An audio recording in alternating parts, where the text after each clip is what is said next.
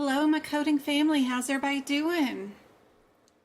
Let's see if you guys can hear me and see our starting screen.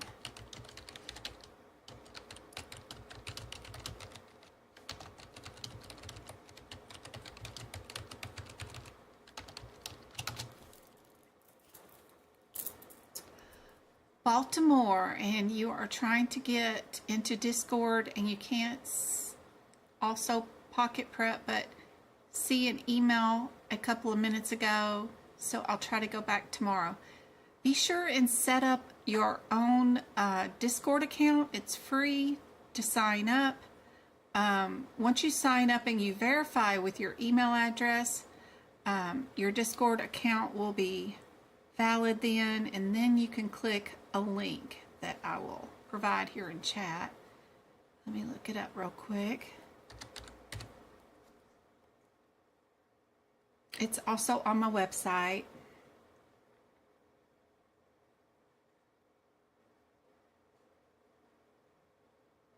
For our Discord, once you've already set up your Discord account and you verified it, you're all good to go. Then you click on this link and it'll just automatically toss you into our study group. There's a video in there too about, let me show you. Let me see. If I go here. I go here. That is our Discord group. It kind of looks like a hot mess when you first sign up, but this is our main room right there. It's up here at the top. And then this is our main chat room, and then we have lots of little rooms. But this Discord tips room right here is super handy dandy. If you go all the way to the very beginning of the room, you gotta scroll backwards. I've got this video right there, the very first post in it, and it tells you all about Discord, the Discord 101, yeah. And there's another video of some stuff right there too. But where do I start is that great room that I told y'all about last night, that if you just scroll back to the very beginning of this room, you just scroll backwards. That's what you'll do in a lot of these rooms if you want to see the stuff once you're in there, is just keep scrolling backwards till you get to the very beginning of this room. And I didn't intend on anybody to talk in this room, so all these conversations, I usually go in here and try to delete them all. But what I did was I put all my favorite videos of where do I start, how do I become a medical coder. They're all here in one location. My favorite videos on YouTube or TikTok, they're all in this one room right there. If you want to put in your birthday, you can do that. And then underneath information, we've got all the other little rooms that we've got. We've got like CPC practice exam question room. We've got what to expect on exam day. If there's something you want to ask, you can do a search up there in the top for like camera, which webcam did you use. It'll bring up all the conversations that we've ever had about a webcam and stuff, and you'll get to see what everybody else is using, which is super handy dandy. E&M resources are right here. If there's anything cool, I post links to it right here. Of course, if you scroll backwards, you will get to see all the stuff that I've already posted in this room. There's 2 years worth of stuff in here. Super cool. CPT resources is also a cool room. When I find new stuff and want to post new stuff, it's here. It's really cool. Anything to do with any CPT codes, super cool room. ICD-10 resources, hit picks, CPT book prep conversations, guideline compliances, CRC practice questions are in this room. They'll have rationales and stuff like that with them. COC practice question room, CANPC practice room is right there. CPMA practice room is right there. If you want to sell your books and you're done with them, you can post them in here. That way there's no like seller fees or anything like that. Y'all just be nice and honor what you said and go ship the money to somebody, and then they'll ship you the books, that kind of thing, whatever y'all want to do. Medical terminology is all in this room. I'll have all my old posts in here about medical terminology. There's tons of information in here. Just keep scrolling back if you want to keep looking and see what all I've posted in here. I've done a lot of posts. Anatomy stuff is in here. You can see who all we've helped. I gotta update this. I've got some more people over the years, probably 3 years worth of people that I've helped pass their exam. Job resources, I posted 2 today. Everyday Healthcare Group has a job opening. I think their starting pay was 17. The highest this position has is 22 an hour, but it's fully remote. They send you all the equipment, and they have like an appointment setter person that they need right now, but it's a foot in the door, you know. LabCorp is also hiring, and they need prior authorization people, and medical coders can do that, and it's fully remote too.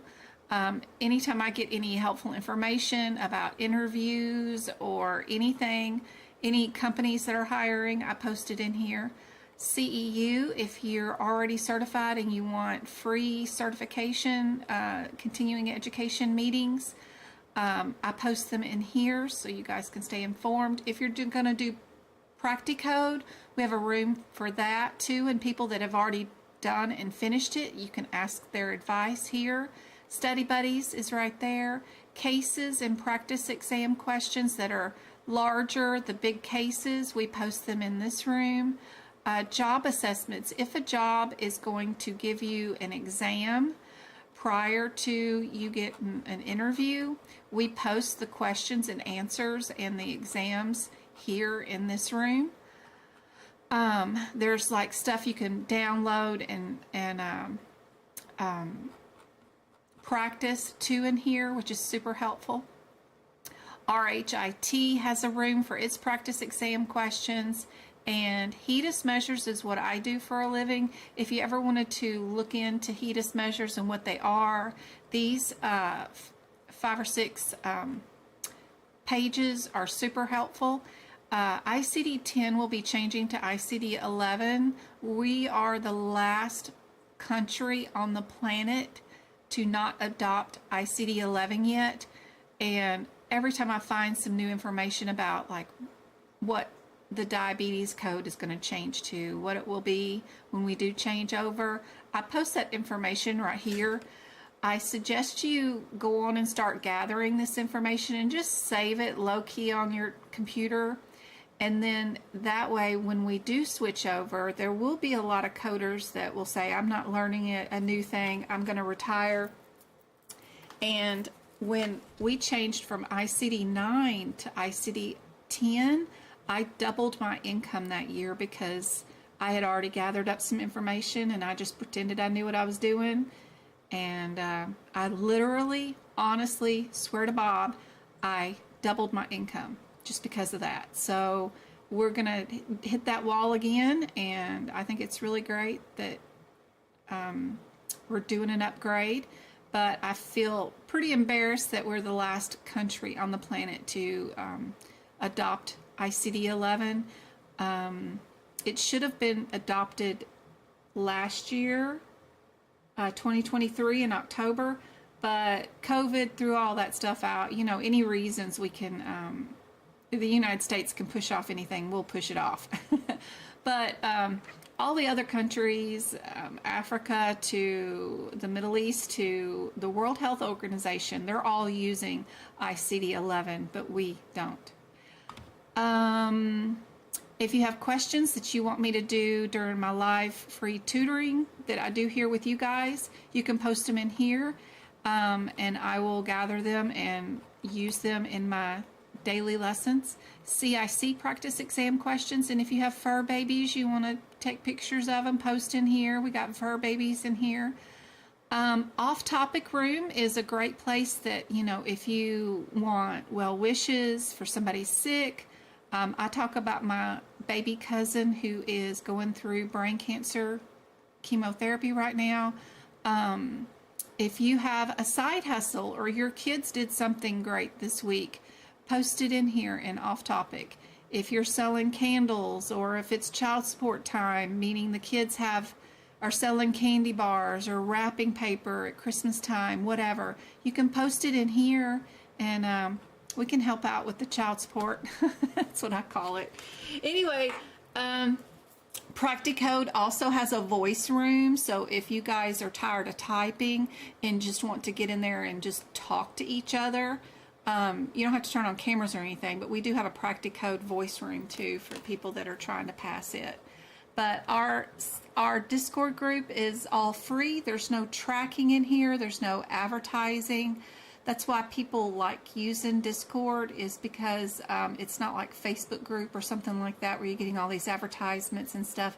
It was built by video gamers that use this platform to hold their gaming bro stuff, but I found it really great for our educational program, because I used to have a Facebook Messenger group, but I found that it would not give all the previous information that I've already posted in the group to anybody that joined new. So everybody that joined new never got to see any of the history, and then I just have to repeat every single answer to every single question over and over again. So plus it had a limit that it would only hold 250 people, and we grew too large for that. So I had to come up with something else that was free that would hold all of our stuff, and so that's why we do the Discord thing. But it is super helpful, and there's always somebody in this main chat room that is here to tell you when I'm live, of course, and if you can post questions in here, and somebody's always on to help you out, so it's great. We've got 114 on right now, so it's wonderful. We love our Discord.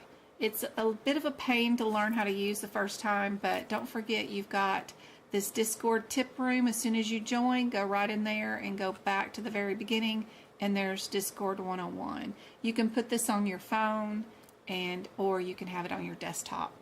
But that's the Discord.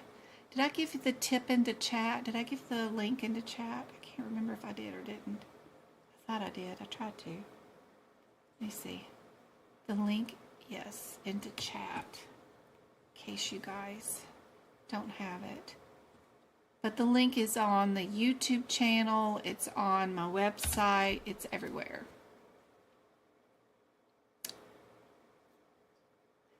Just remember, all those practice exam questions are property of other people. Like if you're taking a medical coding course and you are have a question, you don't understand why the answer is what it is, or you don't even know what the answer is, would somebody help me? When you post it in there, just remember that this is all educational stuff, just like what I'm showing on our live, that it is all somebody else's property, of course, or whatever, intellectual, whatever you want to call it, and we are just using it for our own educational purposes only. Don't copy them and try to resell the questions or something nefarious like that, or share them with people outside of our little study group.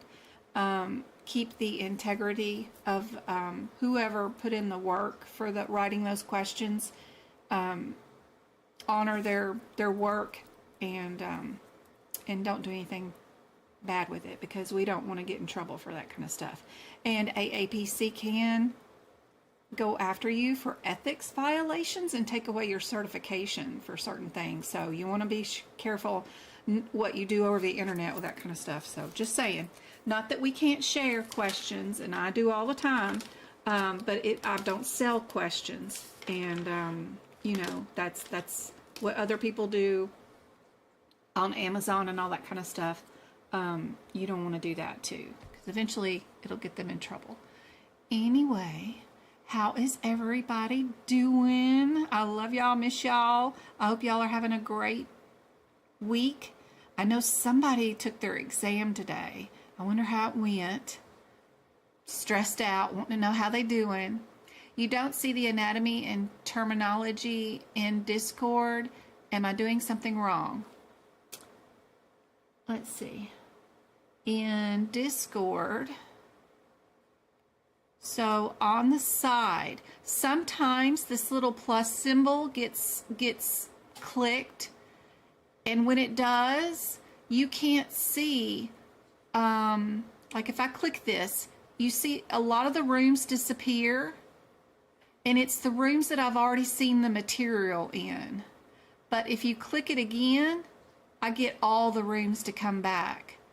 So I think it's a feature that, you know, it will take away the rooms that you've already seen all the stuff in and keep the rooms that have new information in them that you still need to see. So be sure you click on that little word information and you should be able to see all the rooms again.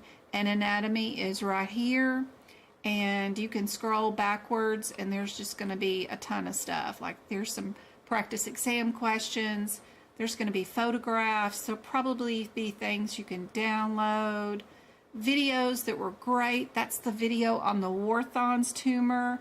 Be sure you know that vocabulary term for the CPC exam. There's so much good stuff. You just got to scroll backwards when you get into these rooms. And just a ton of good stuff in here. But yeah, Discord has its funny little quirks. It tries to be helpful, but I don't know how long it took me to figure that stupid thing out. I'm like, where did all the rooms go? Does that help? You took your CPC exam today? Oh, tell us all about it.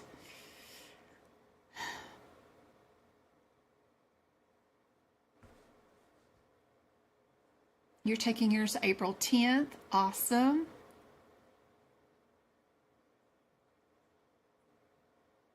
Yep, it is easier since they do have universal healthcare systems. Yeah.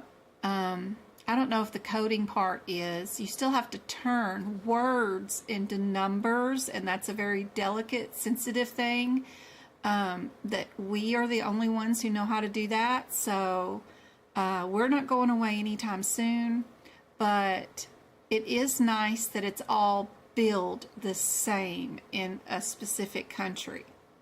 That is awesome. But we always have new diagnoses and brand new procedures, ones that have never been billed before that come out, like the monkeypox vaccine. There's always something that happens, and there will be things that those coders have never coded before and are trying to get reimbursed for. So it's kind of interesting. It's still got to be audited and everything else, so I can see how it still is easier in some ways, but we'll still have some cool, interesting things going on too. We got Ohio, North Carolina in the house.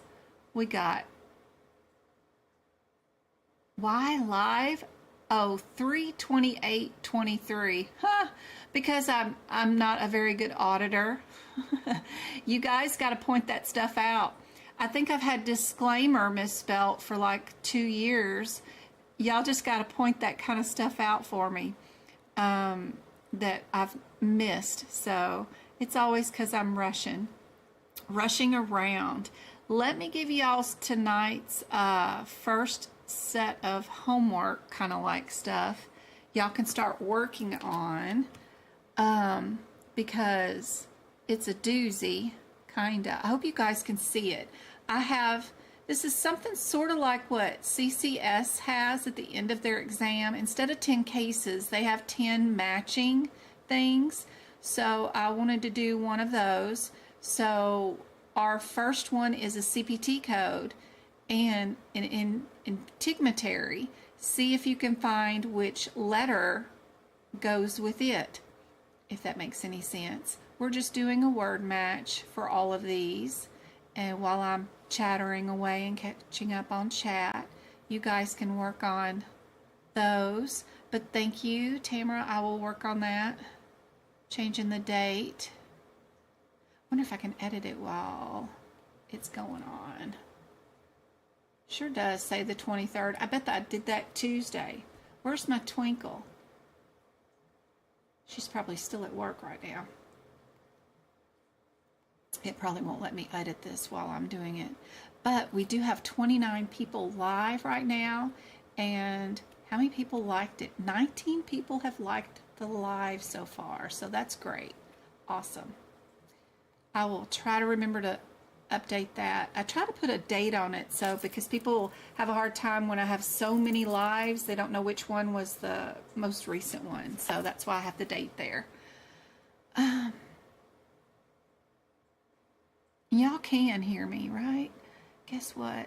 My AP, your test was today. Oh my gosh. I wonder if she's told me anything on it. Was there anything on it that I haven't told you and you didn't expect was on there? Like totally shocked you, or was it all pretty much what I've always said? Yay, there's Twinkle. Aw, good. She's always trying to do too much. She's probably still at work.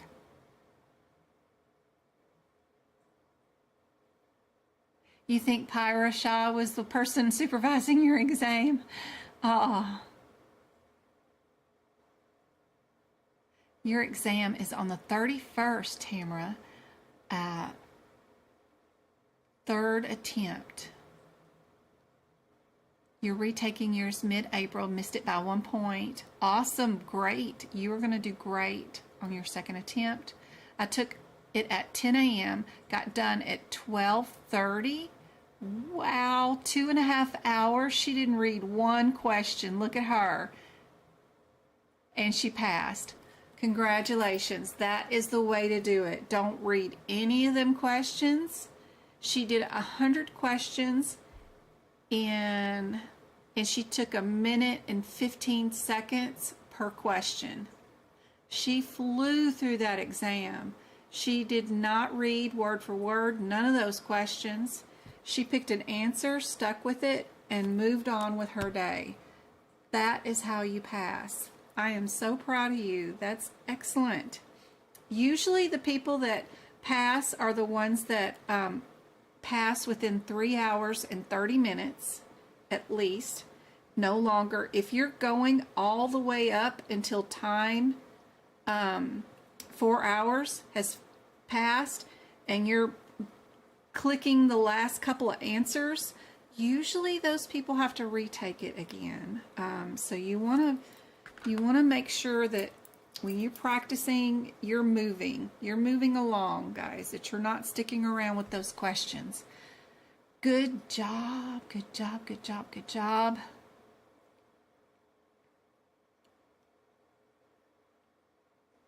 Maisha, what's up, girl? I need tips. We are struggling. Oh, you're a guy? Perfect. You did great. 1 hour and 30 minutes. That's perfect. Juanita, you've got the first one done? Let's see. Let me get back to where am I at today? She says number 1 is F, a CPT code for an incision and removal of a foreign body. That sounds reasonable. Let's put F right there. We do a lot of foreign bodies in integumentary. What about number 2, 17110? What do you guys think about it? Is it a code used for initial treatment of first-degree burns? Represents a code for superficial wounds? Another removal of foreign body? A diagnosis code? Nope, wouldn't be that. A code for destruction? A second-degree sunburn? Another ICD-10 code or a modifier? No. Low-level E&M? No, wouldn't be that. What is 17110?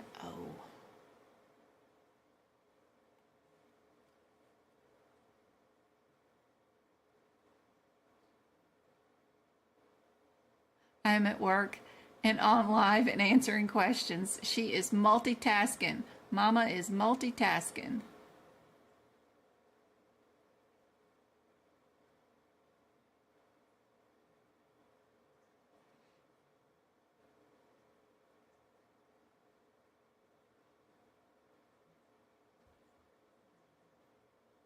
Mabel says 2 is E. I recommend the 3 practice exams from AAPC, the study guide, and also did Practicode. I think doing all those helped me. Obviously cost a lot of money, but you know, I like exams D, E, F. Having all 6 exams from AAPC practice exams are great. You're getting, oh, commercial interruptions. Sorry, we haven't done much. Okay, let's go see E. Code for destruction. We like that one. Let's get rid of that. And let's put E right there. What do we think about 99212 with the 25 modifier attached to it? Which one do you think that one goes to?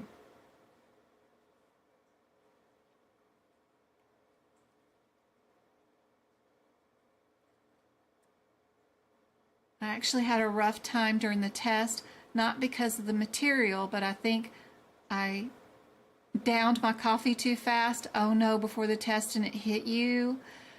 Started having chest palpitations, probably, or sweating. Yeah, that can hit you too hard. Thanks, Daniela. Started sweating. Yep. So I started sweating, and then I had to take a break because I almost threw up. Yeah, aw. It is so stressful. Screen is blurry. If it's blurry,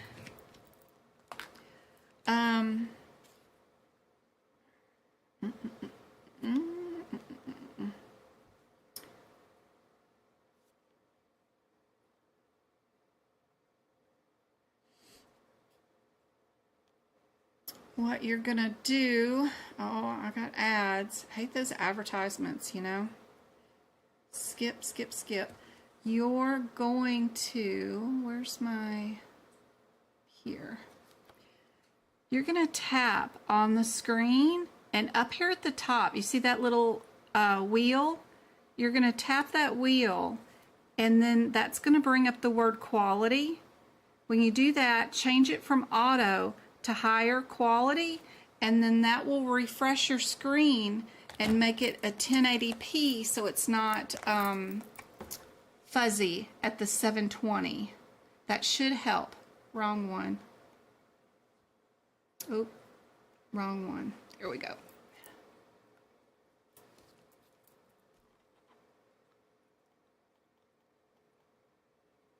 Okay, the next one.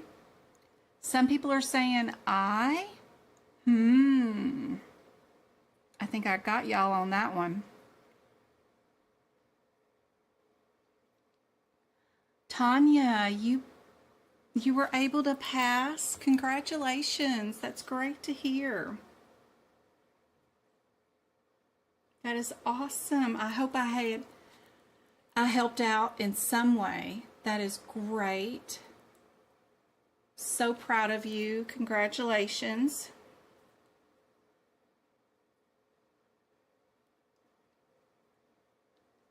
Sorry, I was just taking a picture of what you just said in chat. Thank you so much for coming back to let me know. Aw, that's awesome. I'm so glad I helped. Number 3 is not I. Look again, guys. There you go, Danny. Danny found it. It is J. What is number 4? We've got a T code here.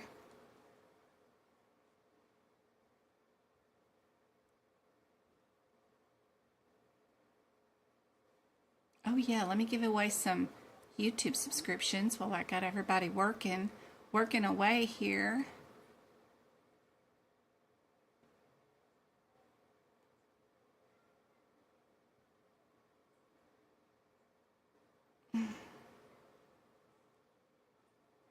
I'm going to send YouTube some money, and then they're going to pick winners, people to get a free month's worth of my YouTube subscription. You guys will have access to the exclusive YouTube videos that I have, which are like CPT codebook prep or ICD-10 or the guideline prep, where I go code by code or guideline by guideline, and we write out in the book what I want for my notes. And then we also have the workshops and the duck classes and the podcast where I'm reading the CPT book out to you and telling you what I think the words mean in layman's terms. So I hope those subscriptions help you out, guys. So the YouTube subscription is different from my website subscription. Good question, Amanda.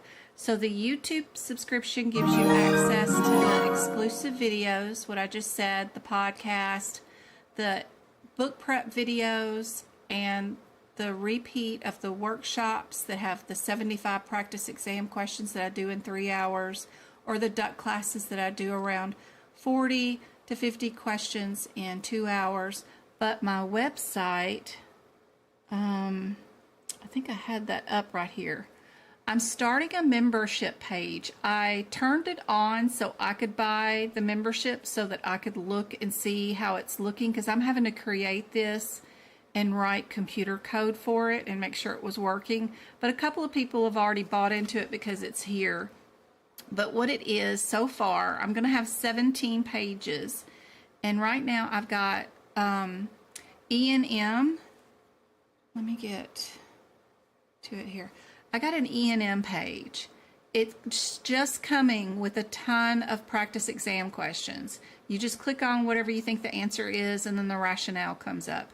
Also, over here to the side, I've got all the E&M workshop worksheets, like decision trees for 2024 from AAPC, Optum stuff. I have survival guides. NAMS has a mind map. I put that in there. Just a ton of PDFs that are super helpful to go along with E&M. They're instant downloads that y'all can download and play with. But I'll be updating questions every day, I hope to. But this is just, it goes on and on and on and on and on and on forever and ever and ever. So I'm going to be adding more and more questions as the days go on. And then it's all E&M on that page. And then the other page that I have done is Integumentary. So same thing. Integumentary will have PDFs that you can download that are pretty cool. I don't know if you guys can see it because the screen just changed. Let me see. I don't know if I can show it. What is it on? It's on that. Add another window capture. Maybe it'll go on. Yeah, there it goes. So I have some of my old nursing stuff that is in Integumentary that you guys can download. PowerPoint presentations that I loved, you know, that kind of stuff. I put in the Integumentary thing. The other thing that it has is just a ton of practice exam questions that I wrote that go on for, you know, days. Just a bunch of them, and you just click on them, and then it'll tell you what the answer is. So it's just a ton of them.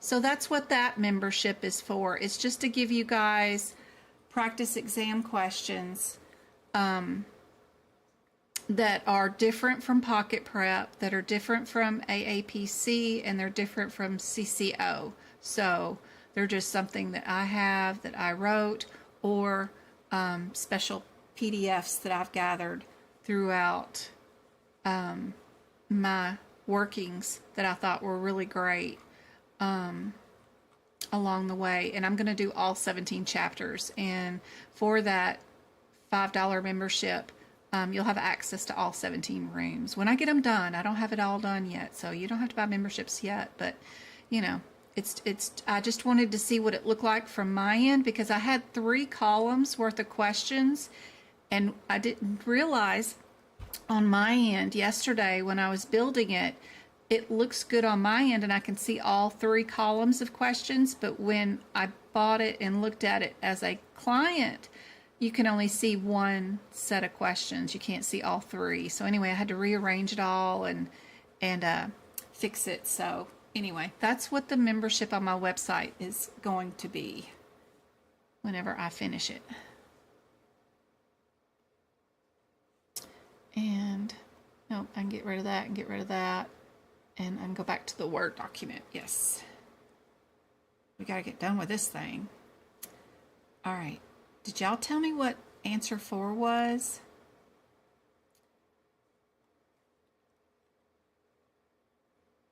Now on my way to find a remote job.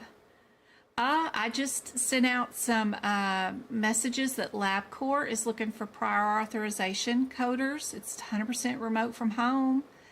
Go to their website right now, apply for it. If you've got your CPC, you can absolutely get a prior authorization one.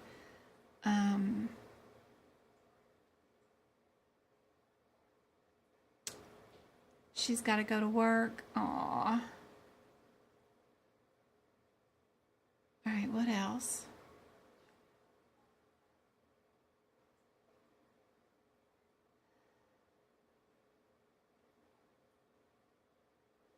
You like the layout? I'm so glad. Thanks. I've been working hard on it.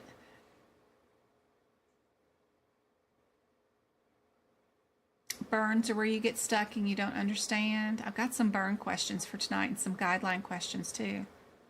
Coding Clarified. You got a job through Coding Clarified and a free grant. That is awesome, Butterfly. Wonderful. Good job. All right, number 4. You guys are saying that's D. Yes, you're right. So we got D and J, E and F gone. What do you guys think 5 is? That's 16020. Number 5. Coding Clarified. That's great. I know integrity coding or something like that.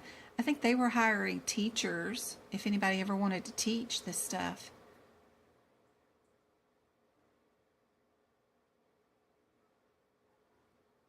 Now, 2 separate things. My YouTube is paid by the YouTube or your Play store on your app. And YouTube, of course, takes half of that money. On my website, just the credit card company or processing server people and Wix, the website, take a portion of that. But two separate things, 2 separate pay sites. But for $10 a month, you get access to all of it. I know CCO, they have like their Batcave stuff is like $34 a month. So way under what anybody else is. But I plan on retiring from my real full-time job come May. The end of May will be my 30th year in the medical field. So I'm going to make teaching you guys a full-time job, and I just have to pay for health care. So that's what this is going to hopefully help me pay for those health care premiums, because I won't have a job anymore that pays for my health care. So I priced out what health care for me and the 3 boys was going to be through the marketplace a month, and that's why I'm building the extra membership on my website. In case you guys want just a website full of my questions that I write. I'm kind of tricky though, so you know, it might frustrate you, but that's what I'm doing. I can move the screen down, yes. All right, we got number 5. Number 5. I got 6 is B. 6 is B. Good job.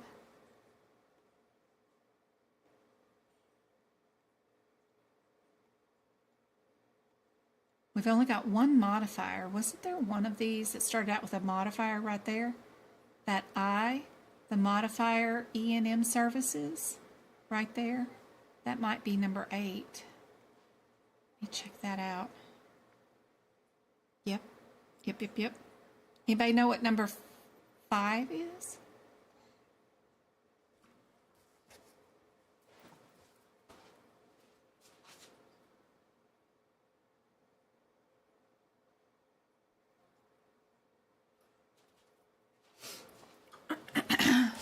Sorry, I was just checking on Travis.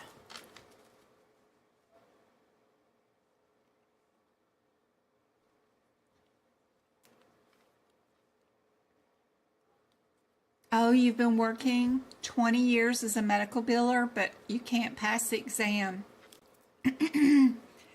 That happens a lot. People that have been in the industry for a long time try to take this exam.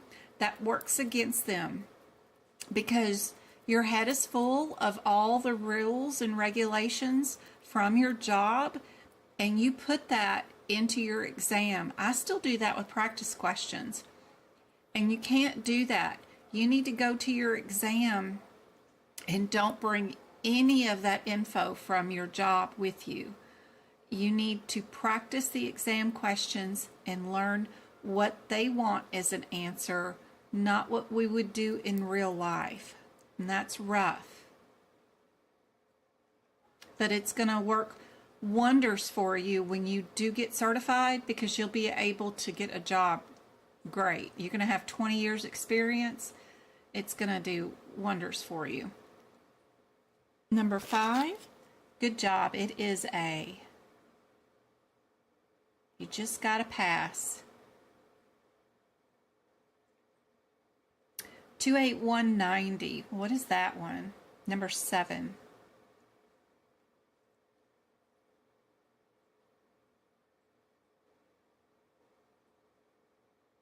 You're welcome. I'm happy to tutor 4 nights a week for free and try to help you guys out. Even if you don't buy a YouTube membership or a website membership for more questions, you know, that's not my whole intention. I'd still be here trying to teach you guys for free, even if I had to keep my job.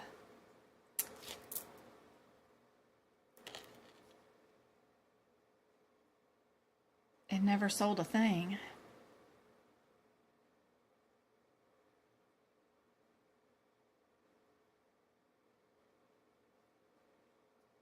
Number 7, C. Good job.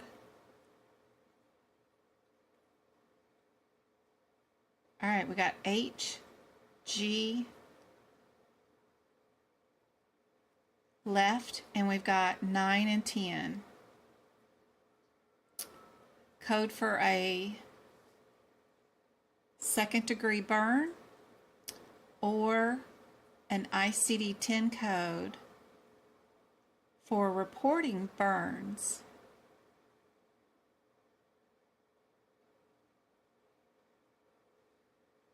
This one is a sunburn code, and then the other one is burns on the upper limb.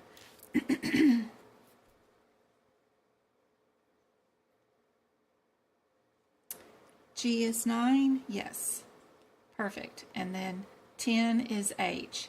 Aren't you glad you're not CCS? Ooh, they got to do these matchy-roos. It just seems like it slows you down. But we did 10 questions in that short amount of time period. So that's 20 minutes worth of questions on the CPC. So it does move fast. It's just crazy. But good job. Good job. There's the answers. And let's get down to it. All right. If I was doing this question, I would see that we have 2 with the same answer, right? So I would get rid of this one and I would get rid of this one. I know that I don't do the modifier 52 in integumentary, right? So my answer must be, what do you guys think? Am I correct or am I wrong? This one actually has 2 codes as an answer. Do we combine something from the 30,000s with the 10,000s? Is that a norm? Am I correct?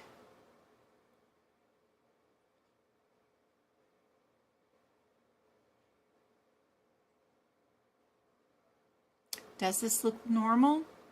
What did we do? We removed a lump and a lymph node between this muscle and that muscle, in addition to some nodes in the axle, using an open approach.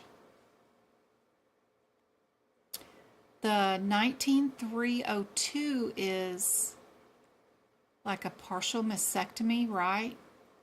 That wouldn't cover all of this.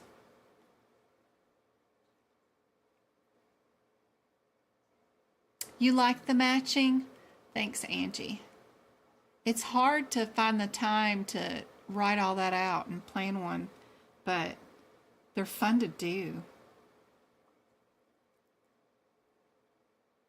That one's solely mine. I didn't copy that from anywhere.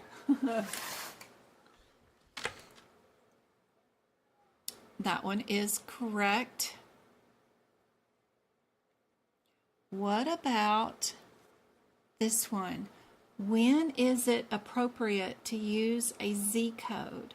Is it when the documentation specifies that a problem or a risk factor affects the patient's condition and treatment, or anytime you are aware of a risk factor that exists? Is it Z codes are not used in the US? Oh, that's a bunch of malarkey. Okay. We can get rid of C. Or D, when the provider documents the risk factor, tying the risk factor to a condition isn't necessary. When is it appropriate to use a Z code?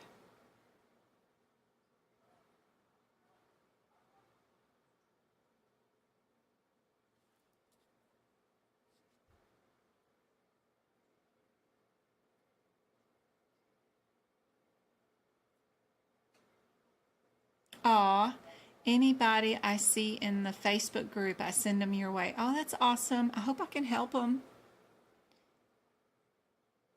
Sometimes I'm not everybody's cup of tea, but I try.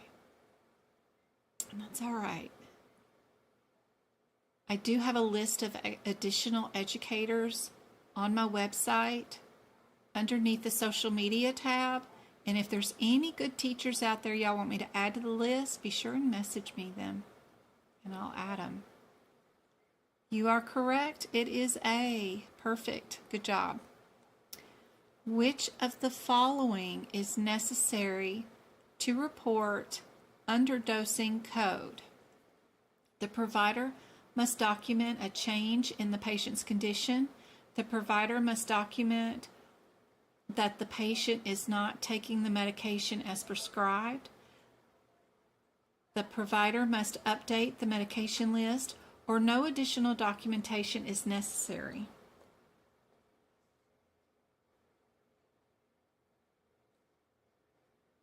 Well, their tea is outdated.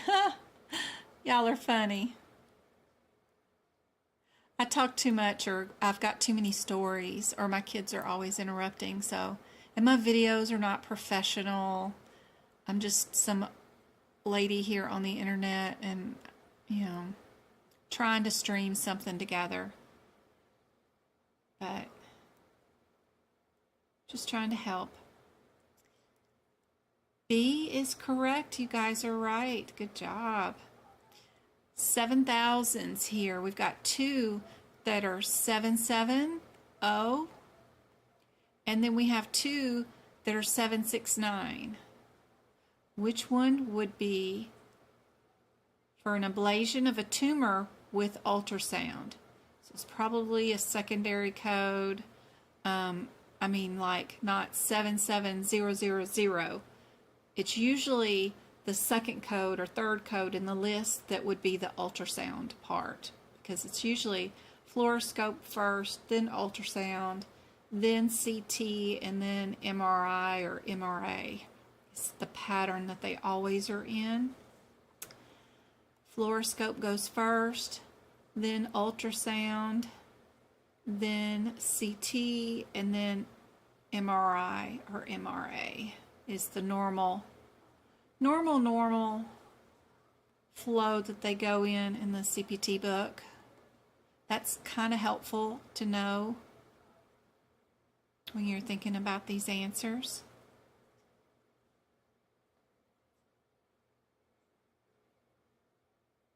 Thanks, Melissa.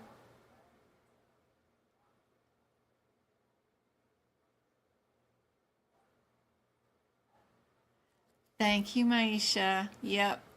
I do my very, very best. I know I've got just a couple I've met in my 4 years that haven't passed yet. Just a couple of people, but we're going to get there. We're going to get there one of these days. We're going to get everybody 100% for sure. I would love to. I've got one person two people that did stop completely. One of them I offered to keep paying for all of her repeats test attempts, but she just lost her heart in it. But one of them went into Disney, working as a person to sell Disney vacations and stuff. She wanted to do that for a long time, but then COVID hit, so she tried medical coding, and then she never passed, but then tourism parked back up, so she went and did that. It was really what she wanted to do. But I mean, I've got just a couple of people. I really want to help everybody. What do you guys think is the answer for this one? Y'all look up your differences? You're here for life. You go kart. That's awesome.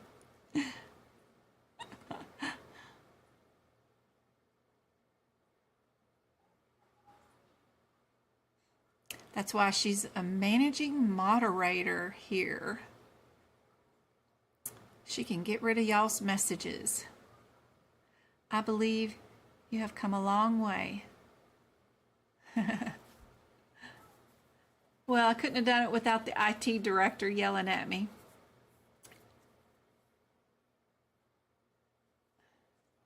I'm here until I pass. Aw, thanks, Angie. I do miss y'all when y'all do pass, and then I don't see your faces again. And then every once in a while, y'all will pop in on a TikTok live or here on YouTube, and you'll say hi a year later, and it's like, oh, it brings back all these memories of you guys struggling, 4 nights a week to answer all these questions. Let's see if C is correct. You are correct. Good job. Got another one. This one has a 26 modifier and a 52 modifier.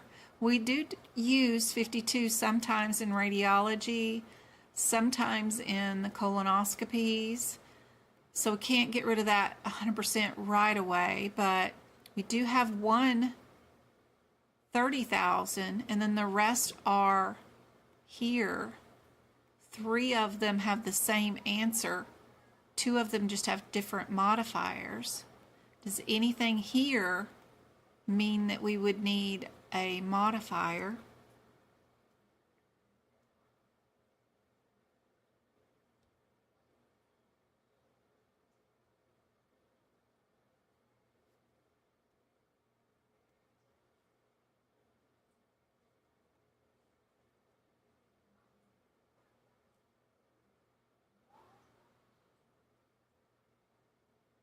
You'll stay to keep learning. That's awesome. You take your practice test and you got 30 out of 50 every time. Oh my goodness. Have you gone through those 30 that you did get correct and look at see why the wrong answers are wrong and what in the books tell you it's wrong?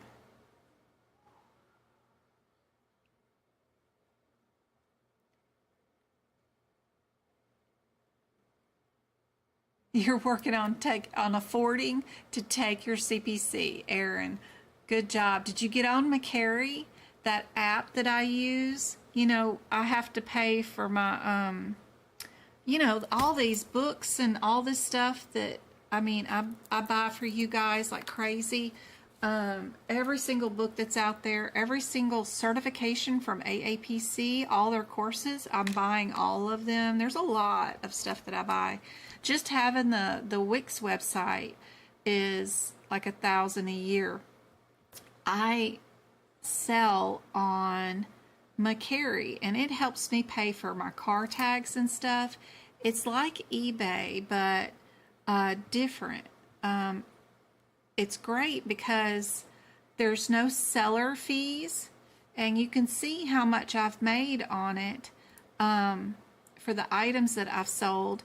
And you can just post stuff up, like if you get a shirt that you got for Christmas and you don't like it, you just take some pictures of it, takes you a couple of seconds, and then you fill out the little thing to say what size it is, and then you hit sell, and when it sells, you don't even need a printer because you just take your cell phone to the post office and they'll print out your shipping label and you just stick it to a little bag that you put the shirt in, and then they direct deposit your money into your checking account. And there's no PayPal or eBay fees at all. There's no fees to list anything for sale on the site. If you have like used socks, if you have old toilet paper rolls, there's gather them all up and put them up for sale. If your shirt isn't new and it has a hole in it, just put it on there. It has a hole in it. People will buy whatever they want. And it's super fast and easy. I love it. And they can only return it in 3 days. So either they like it or they don't. And there's no 30-day returns, no 60 days, no 90-day returns. They have 3 days to approve the item once they get it, when the shipping label says it arrived. And then if they don't make any comments, then great, the sale is over with, and then they deposit the money into your checking account. And now McCary is completely free for sellers altogether. So there's no fees that get taken out. So it's great. And you have the customer pay for shipping, and no big deal. I like to go penny shopping when I can and find items in like Walmart, Dollar General, and Home Depot that have pennied out, and they're just a penny. It's kind of like a scavenger hunt.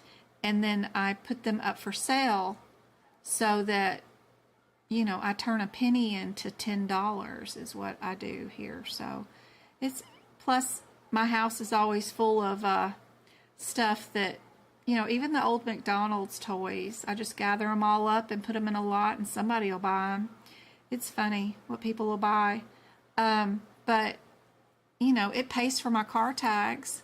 That's 4 years worth of sold items, but old Christmas presents, stuff that I don't like, whatever. Plus my scavenger hunt stuff, I post up. People will buy it. Whatever you got in your closet you haven't looked at in 6 months, it takes 2 seconds to put up a listing. And I like McCary. I've never had any trouble out of them. I've never had any identity fraud or had any issues of them taking money out of my checking account. They only deposit, and it's great. I love it. So if you are struggling and you need money, I mean, if you got anything, even used makeup, I see people selling it all the time, and they'll say 3/4 of it is free or half of it is free, and they will just post it up and people will buy it. You know, it doesn't matter. Whatever you got laying around the house that you're not using anymore, even if it's broken, like a broken mouse or something, and you want to sell it just for the parts, people will buy it and they will pay for shipping. So it's a great little side hustle that can help you guys pay for books, pay for your exam attempts. I like it. And I've had and I still probably do have a Amazon store, an eBay store, Facebook Marketplace, and all that other stuff. But I like Macari the best. You always tell people on AAPC, "Aw, thank you, Deborah. You got Pocket Prep, Erin?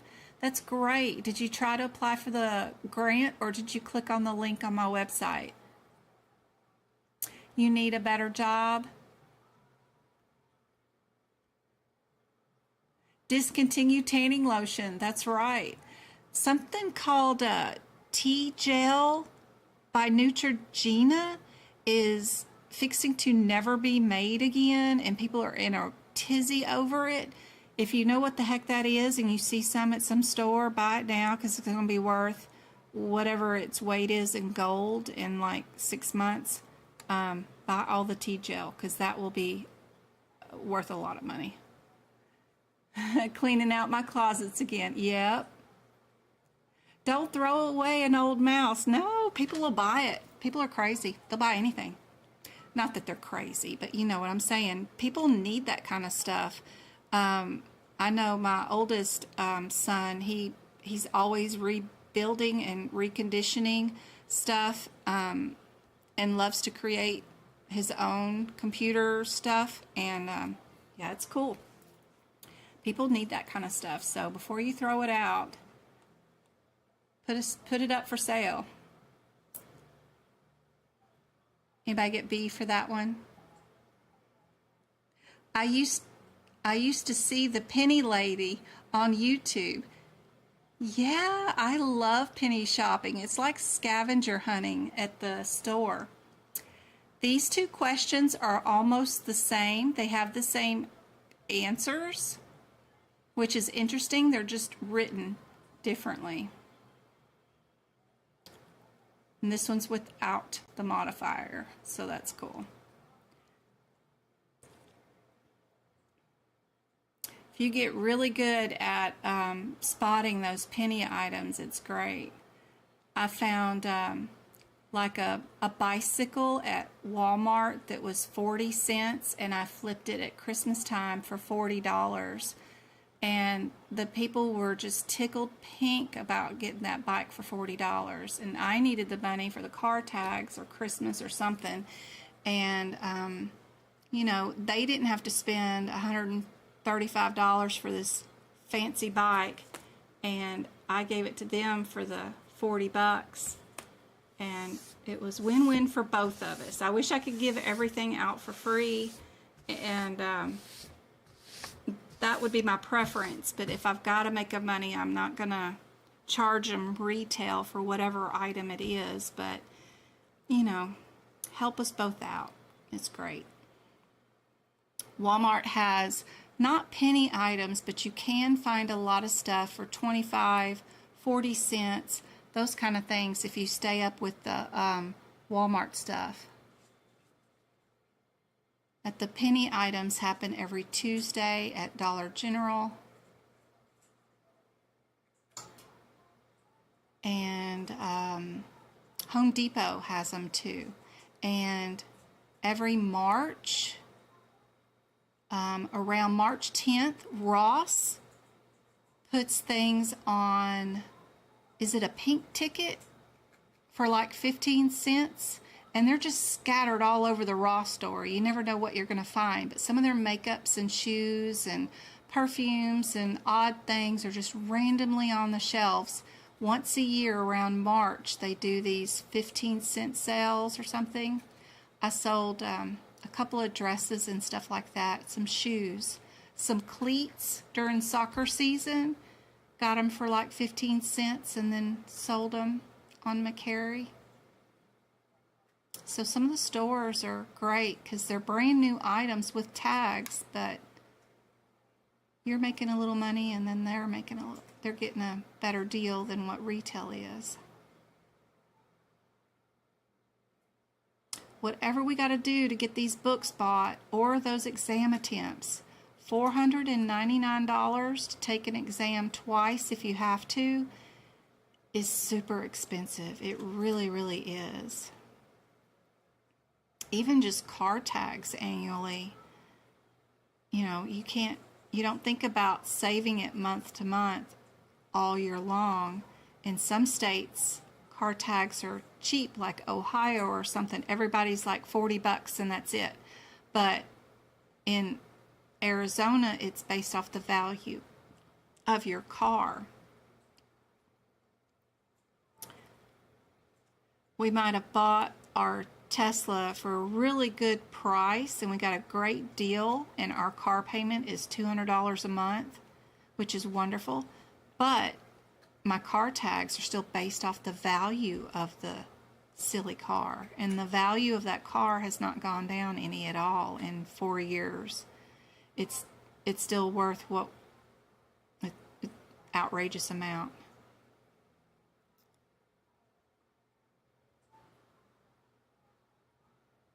Yep. Apply for medical records, apply for prior authorizations, apply for a HEDIS reconcile. You can apply for receptionist, anything to get your foot in the door, and then, you know, weasel your way into a medical coding one. There is FEMA, the company that goes out for the federal government during disasters. They're hiring remote positions for remote people to help people during disasters. And if you could get in with FEMA, it's a 100% remote job. Even the interview is remote. You're in a federal job, which is great. Then you could apply for medical coding positions with the federal health department or TRICARE facilities or whatever, and find you and transition into a medical coder one, because the feds always pick people from their own employees first. They get first dibs on new openings before they post the applications out for the public to get a job there. So those are also great places to look for jobs. Don't forget about Amazon. Has a new pharmacy and a new medical physician line now for like $6.99 a month. You can see unlimited physicians all month long. And then their pharmacy plan is $9 a month. It's great. I've already switched over to their pharmacy plan because they can ship the prescriptions here faster and they're a lot cheaper than what I've already got going on. This one might be 2 pages long. Yep. But they all need medical coders too. Great places to get jobs. What do you guys think the answer to this one is? Would we be adding radiology to this or not? Would we be in the 5.6, 5.8 range, or are we going to be in the 6.1, 7.1 range? Where would fluoroscope go? We do have a guide wire.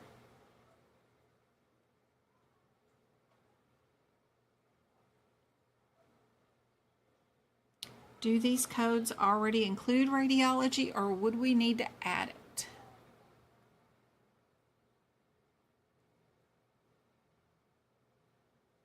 Reselling has saved me. Good job. You got a CDA?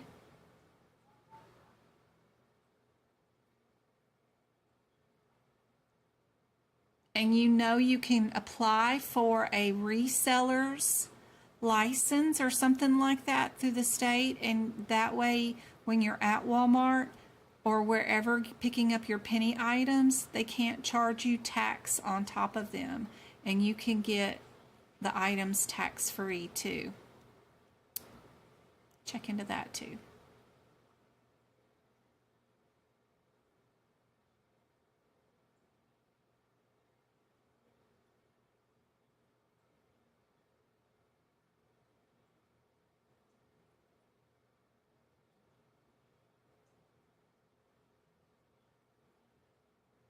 HCC jobs are in demand. If you've got your CPC, I really recommend you back that up with a second certificate like CRC. Absolutely. What do you guys think is the answer for this one?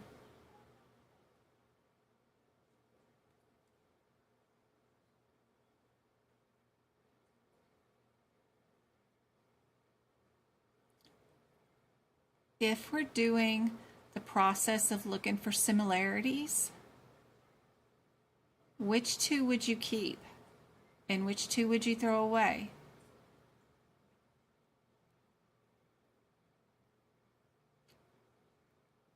Based off similarities, what are your guys' thoughts on that?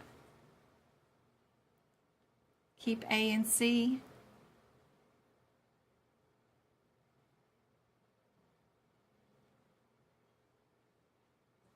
I kind of like D and C just simply because all these numbers are the same, and then the last two on the end are the same.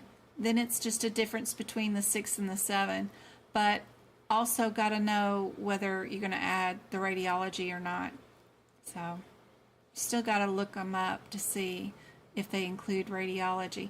But there's no wrong or right, real reason. You can like whatever you like for similarities. That's perfectly fine to like your A up there too. But C is correct. You guys are correct. I can't trick y'all tonight. Which of the following groups of people are eligible for Medicaid? Easy question. I gotta let a cat in.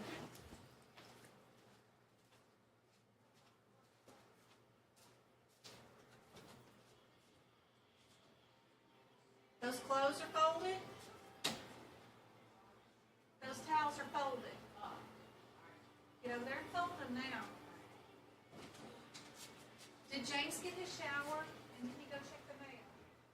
Check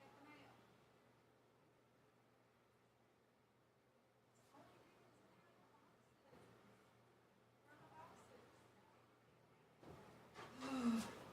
Hey, Lester. Court-ordered legal notice. I'm entitled to a cash payment. For what? Some sort of securities legalization. I have no idea. Alright, just send me some money if you want to send me some.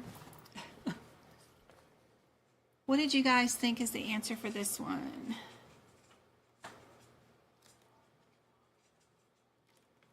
Correct. It is D. Perfect. What about workers' compensation laws serve for what purpose? Is it to provide, to ensure, to receive, or to encourage?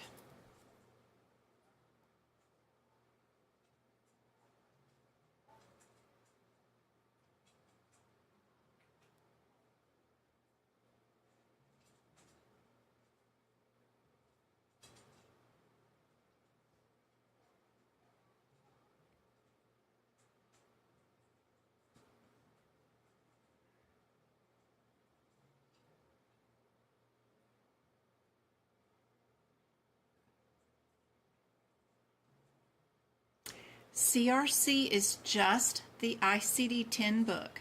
So when you take that certification exam, you only need your ICD-10 book, which is great, and one book to worry about and put notes in. And my ICD-10 notes are great for that. I'm going to make a study guide for it too, but I need to go take the exam to see what it's like. But I have been crazy lately. What do you guys think? Another D? Another D? To encourage employment safety? You are correct. Good job. What about Social Security Disability Insurance, SDDI, provides benefits for what? Disabled workers, short or long term, or injured?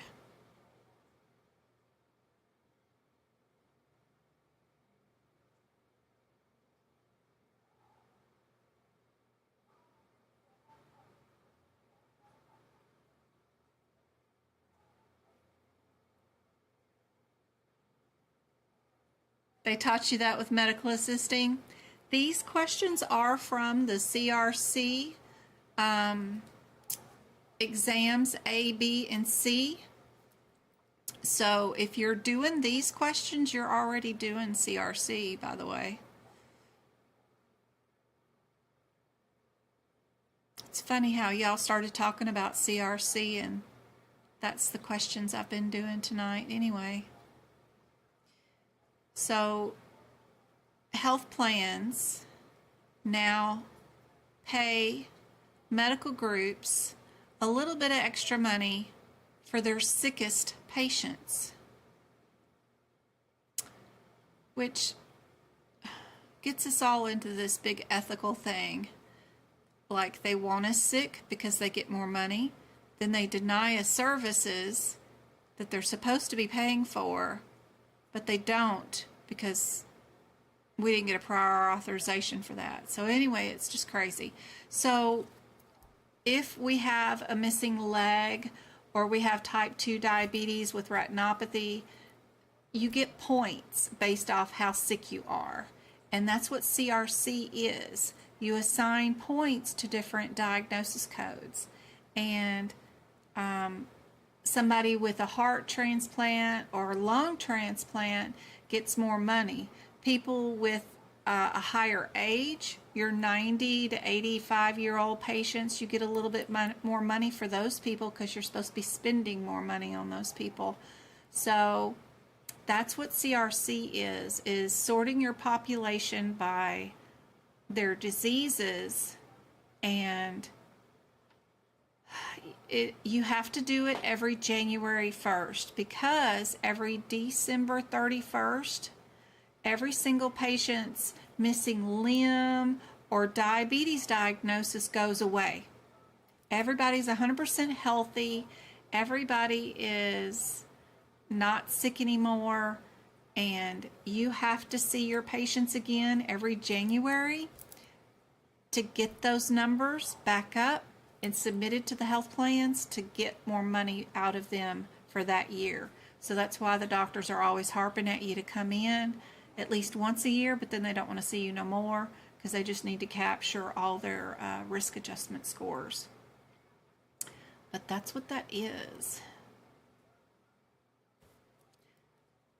This one is C. Good job.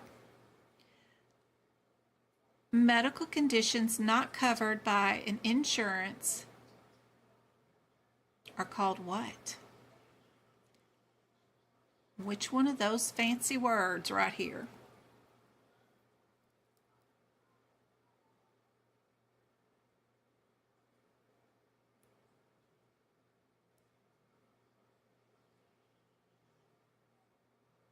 Yep, it's still 100 questions. It's still 4 hours, but there's no apprenticeship with it.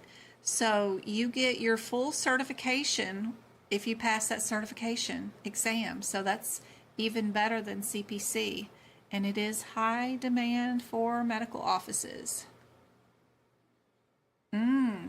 Exception or exclusion?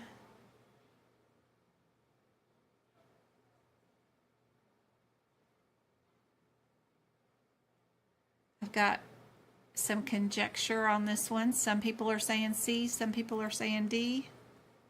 It is D, exclusion. Which of these situations does not require consent from a patient? What do you guys think? Disclosure, lab, prescription, surgery.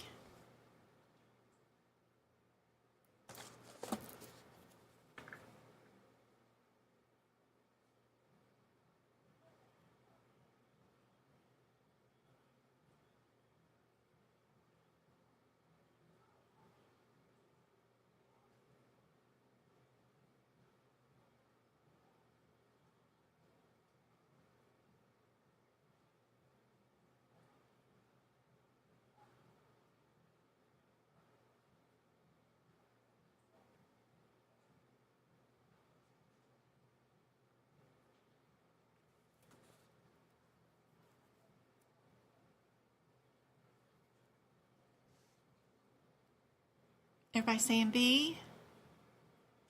B is correct. Good job. Changing the date of service on an insurance claim form is called what?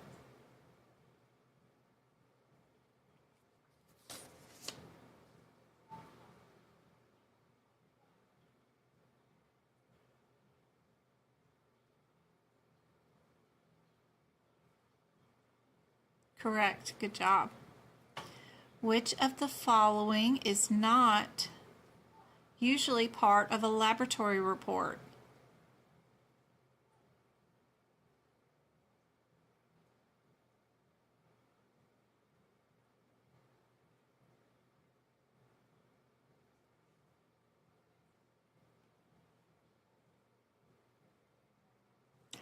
$40 of you guys still on and 32 likes. Thank you guys.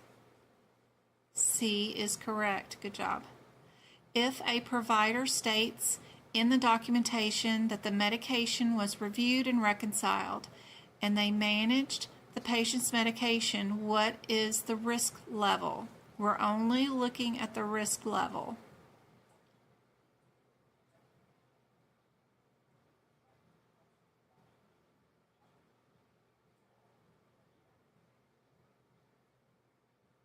Good job. I think I wrote a question about that today in our YouTube channel. Don't forget here on YouTube to hit our community tab. I have a bunch of practice exam questions there daily. Just click on the option that you think is the answer and then you'll get the rationale. If you post your answer in the comments, you probably won't see the answer. So be sure to actually engage on that practice question and click on it, whatever you think the answer is. Then it'll pop up and tell you the rationale. But there's a ton of them on there, and I wrote a really tricky one today, I think, about that situation. What did I write today? I'm trying to remember. It was about, oh yeah. Dr. Johnson, the abdominal infection. It was something. Oh yeah, it was about the catheter removal. How did you guys do on that question? That was a good one. Yesterday was a modifier. The day before that was anesthesia. I did 2 on anesthesia. The day before that, 3 days ago, was about flaps. In integumentary rotation, local flaps, free flaps. And the one before that, 4 days ago, was E&M, whether we were critical care, hospital, emergency room, that kind of thing. So I work to put those out daily and make them tricky for you guys. So hopefully that's helping too. And it's all free. No membership is required to see the community tab, I don't think. If a note states radiology images reviewed today with the patient, which E&M MDM complexity is this considered? Category 1, 2, or 3, or none of these? Yes, you can get your CRC before your CPC, absolutely.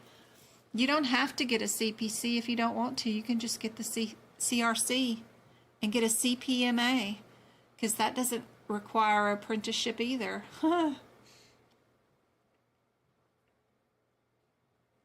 Good job. This is a category A1. Which of the following conditions can cause chronic cough? What do you guys think?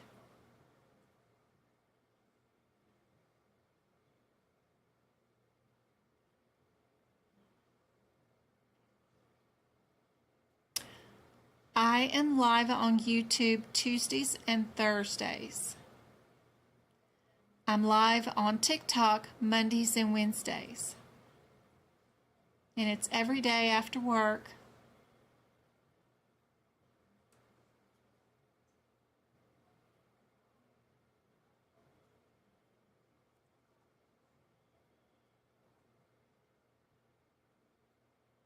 No, you don't need any A's.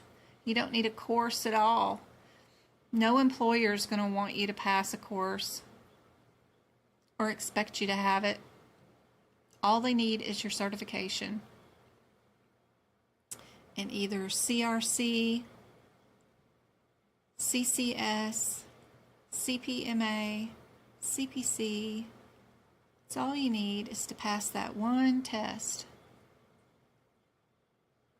A or D? They do love that all of the above, right? Which one can cause a chronic cough? Just being on a blood pressure medicine can cause a cough. All of the above. That's AAPC's favorite answer. All of the above or none of the above. What about this E&M question? Are we a level 2, level 3, level 4, or a level 5 for this particular patient?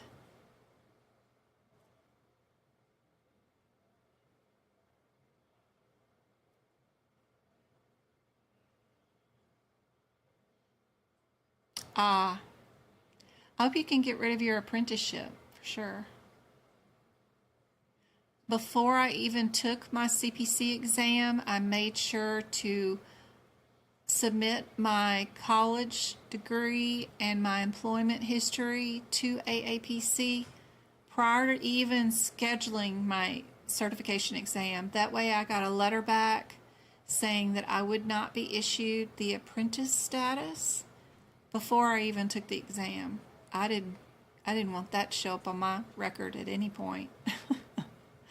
Too stubborn for that. So you can submit your paperwork before you even take your exam if you wanted to. And all that information is in our Discord group, or it's on my website in the shared gallery. You can see my college transcripts and the letter from my employer that I submitted, or a friend. I actually just had a friend do it instead of bothering somebody at work. Works great.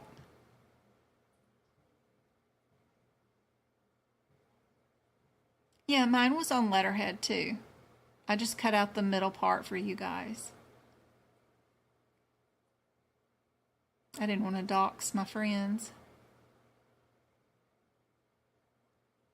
5 years of medical coding with telehealth, team health. I mean, good. Great, you won't be an apprentice. You just need to get that submitted in there. You can send it ahead of time. We got BB and A. What's going on with this patient? They're in pain. They got a UTI. So you know they got a prescription for the UTI. Is this a self-limited problem? Is this a minor issue? Where does that fall on that diagnosis decision tree? It's really cool that, like, if you guys are on that membership page that I got up now, I've got the, get there, the 2024 thing from AAPC on here thingy. Right here, this E&M worksheet, which I really like. Right there. Let me see. You guys can't see that, so let me, I think we're going to switch it. There it is. So this decision tree thing is cool. You just find where your diagnosis is, and then it tells you where you're at. And then to know if you're acute or whatever, we have a list of those up here too, like which ones are acute uncomplicated illnesses, what does that look like? And they give you some examples. So kind of cool. And that's available for instant download there, so it's kind of cool. Kind of cool. That one, and there.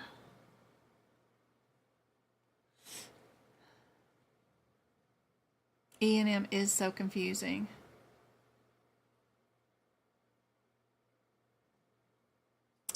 It's actually the level low. Yes, our risk is high because we did the prescription, right? So our risk is high at 04, but our data is 02, right? And then our problem list for today is the 03 because it's an acute limited problem. You have to have 2 of these 3 to match. And you have to meet a level or exceed it to bill it. So we can throw away our lowest because we only need 2 to match. And since our problem, our diagnosis is an acute illness is a level 3, and our risk, which is our prescription, is an 04 because it's a medication prescription management, right? We have to match 2 to bill it, and we have to match 2 or exceed it. So it's okay that our risk is higher, we exceeded it, but these 2 would match with the 03. That's why it's 03. If that makes any sense to you guys. That's according to the guidelines. You have to meet or exceed a level to be able to bill that level. So that it's higher than that level, it's okay. But we had to match it with 2 of our elements of MDM. And one of our elements was low, one of our elements is moderate. That means we have to go back down to low for both of them, and that's how they come up with that one. What about this one? Same thing, but this patient has a UTI, but they also have a chronic disease. Does that change your MDM? Remember, your risk is still going to be an 04 because that's a prescription that you wrote. But your data is still going to be 0 because you didn't do nothing. You didn't review any records or take a history or whatever.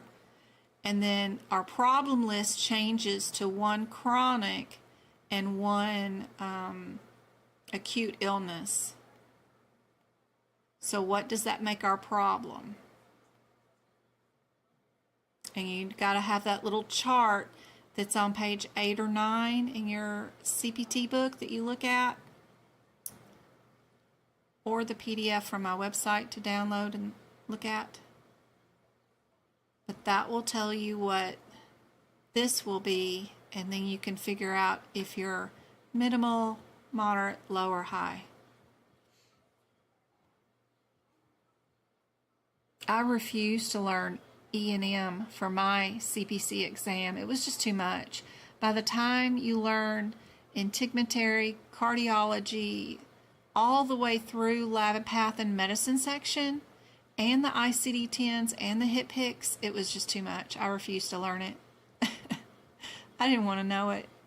I've had to start learning it so I could teach it to you guys, but I never needed my CPC for my job, so it wasn't an interest of mine, but I don't blame you. E&M is a nightmare.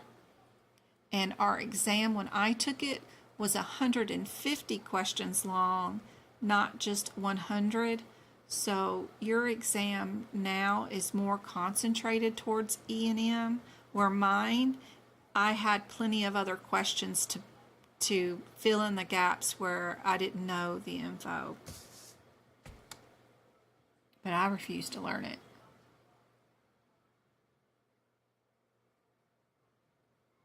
It does, Melissa. It does say there's an RX in it.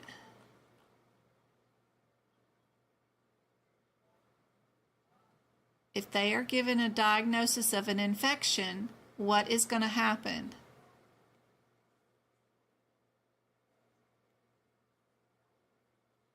They're going to get an RX. That means your risk for that patient is an 0.4. We don't have MDM and we don't have time in this situation.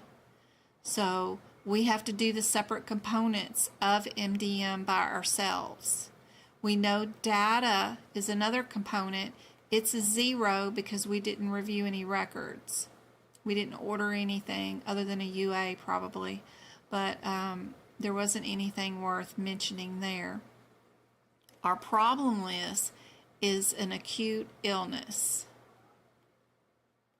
And that meets the problem list level of low.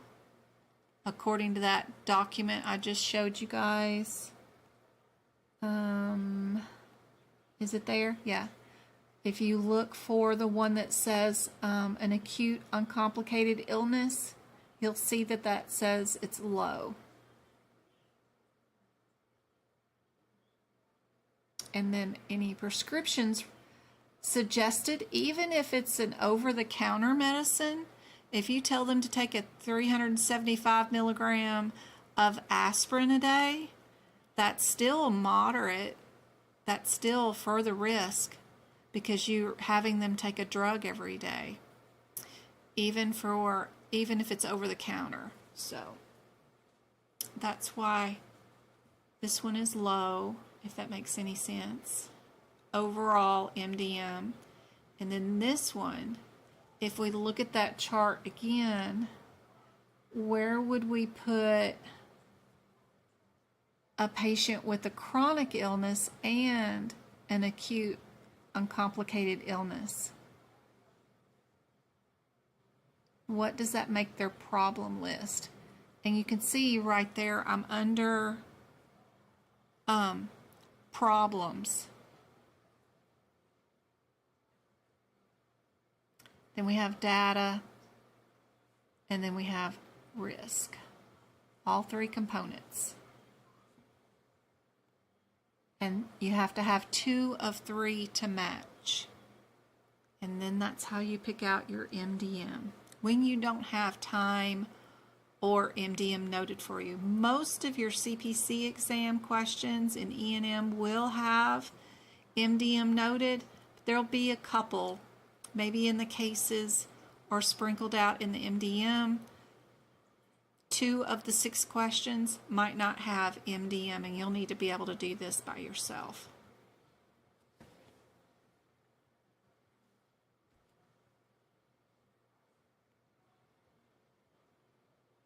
Oh, you got knocked off by the ads. That's such a pain.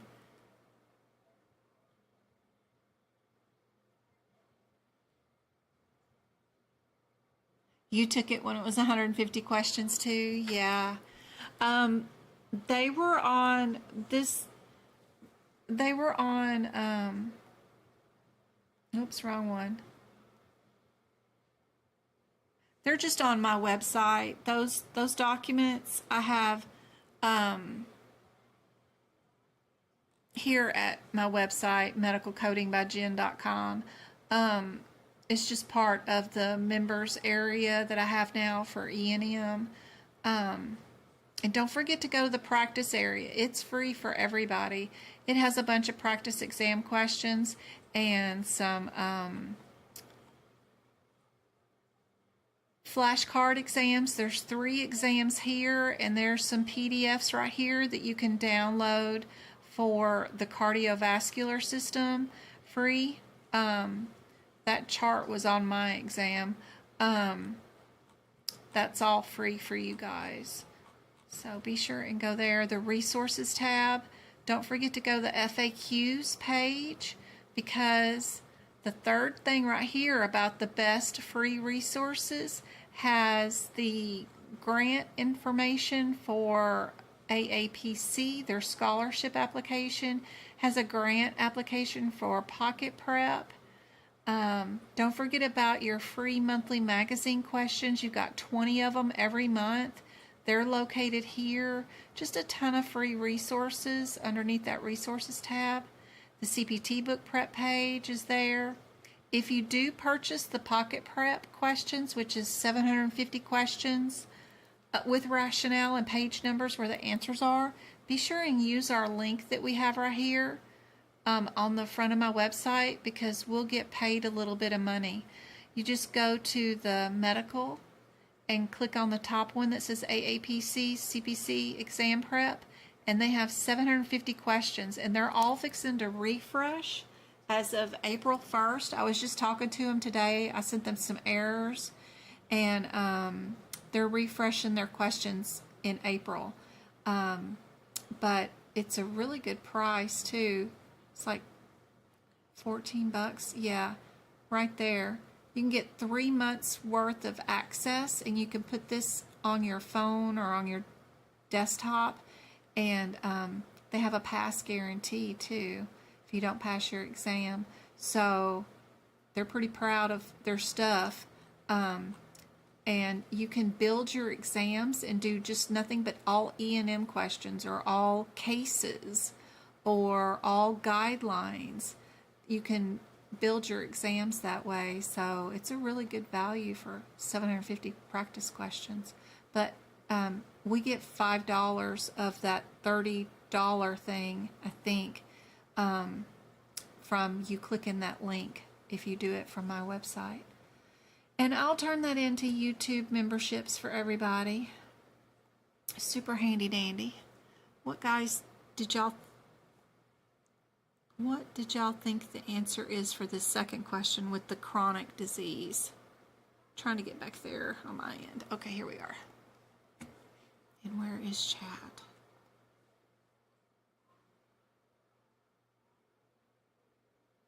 You like it? It's easy to follow. I have to write the code for all of it, so it's crazy. When I kept hearing it was 100 questions. Yep.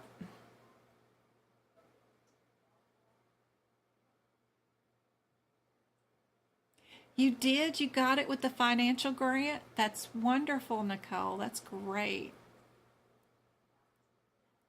You didn't know if there was an app? Yeah, there's an app for the phone. You can do it. You always type in the address? Yeah. I do. It's crazy, guys. I've been learning. I had to learn how to write the code. It's insane what I've been trying to do. Can I show you? Let me see.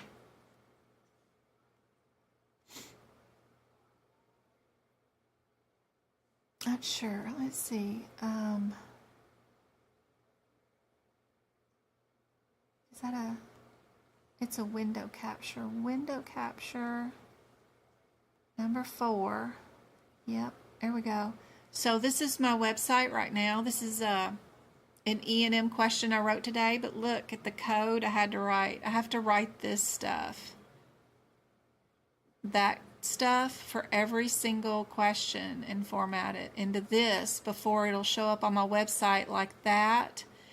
And the way it looks like on your end is like this, so that you can just click on the answer and it'll give you the rationale. But yeah, I have to write it all Yeah.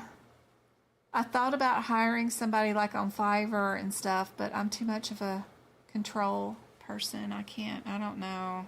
I don't know. But then if I don't like the wording of the question, if I make a mistake in the question or spelling, I have to contact somebody else to fix it, and I just need to know how to do it myself, I guess. I don't know. I'm just trying. All right, where is our question? So I've been learning medical computer coding. Yes. This one's moderate.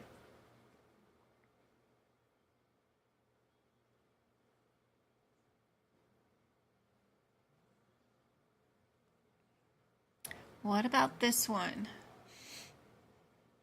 It looks like it's going to be a couple of pages. We've got medicine codes in the back of the book. We can finish this question, and then I need to go, I think, and check on my mom.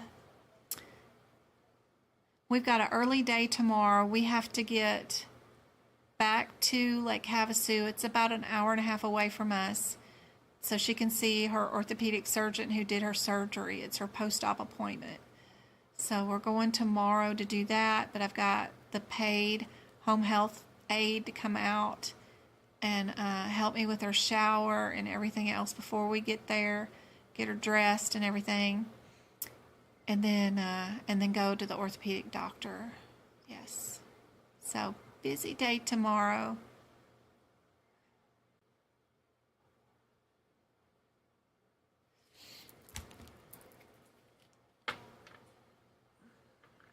And my kids are home.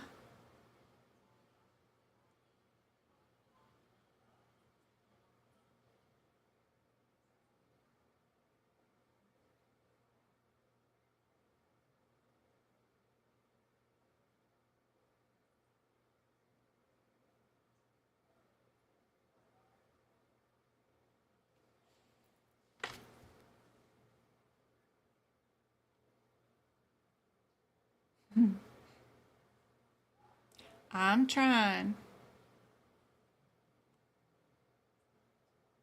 I learned a lot of it while I was in the hospital. It's Good Friday. It is. And then Monday is Travis's doctor appointment in Las Vegas. That's 2 hours and a half away to see his primary care physician. We see her twice a year, so we got to go do that. So I will not be able to be live on Monday on TikTok, but I'll be here for YouTube on Tuesday next week. What do you guys think is the answer for this one?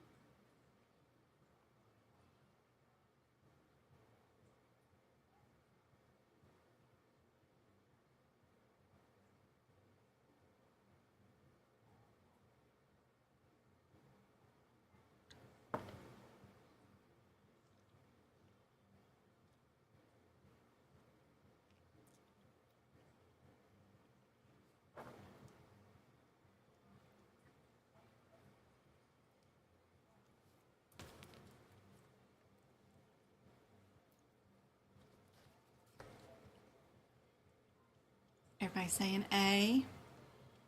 Good job. Perfect. Yeah, let's do another one. What about this one?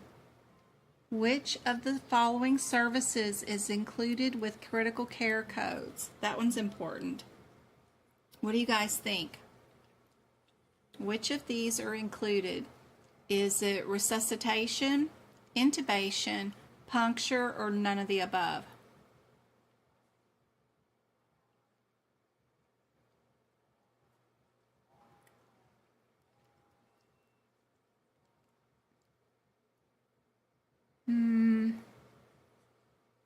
Wrong one. This one. Yep. Let's see. Let me get back there and go here. If you go under social media tab, down here at the bottom is my schedule for going live. And my mailing address if you guys want to send me hate mail. I'm just teasing.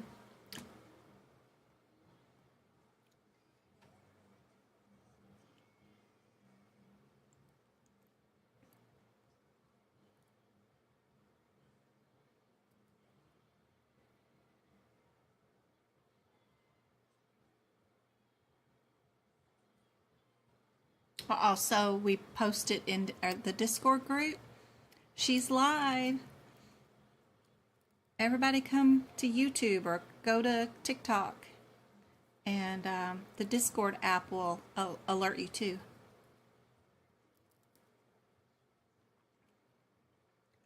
None of the above.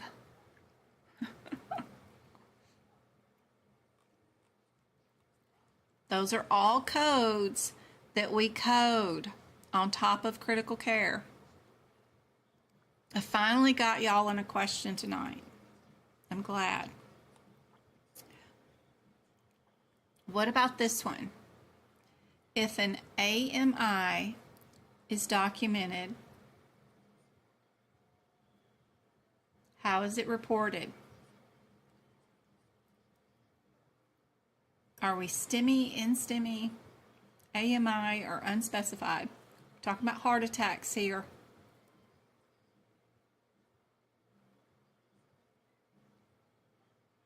"30 years. Yep. Since I graduated college, for first time anyway, and started working as a real, person in the medical field. I was already on the floor doing other hospital work, shooting x-rays or drawing labs or CNA type work.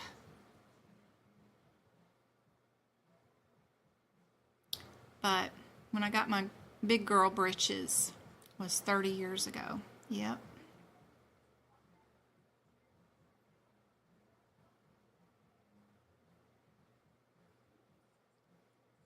I was gonna say D. Y'all know better. You know what's their favorite answer, right? None of the above or all of the above. When I see that, I ignore everything else that was written. Y'all just really tired and it's late.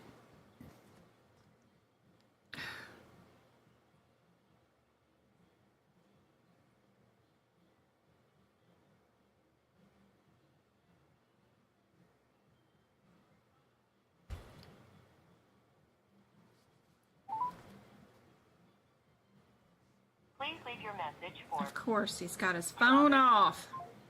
That child. What good does it do to get them boys a cell phone if they're just going to turn that phone off? Travis! Turn it down! Now. Who is cooking? Is that popcorn? I want popcorn. I want popcorn. Okay.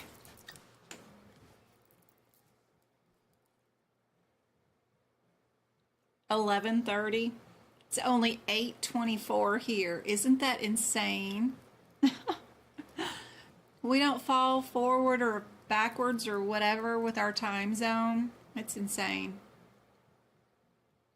It's just 8:20 here.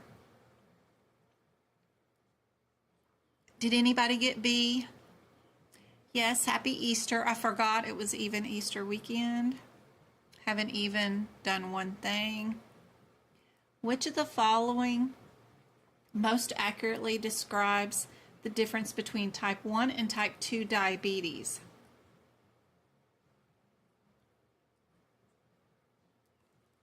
Is it about children and adults, insulin, being in control, or autoimmune?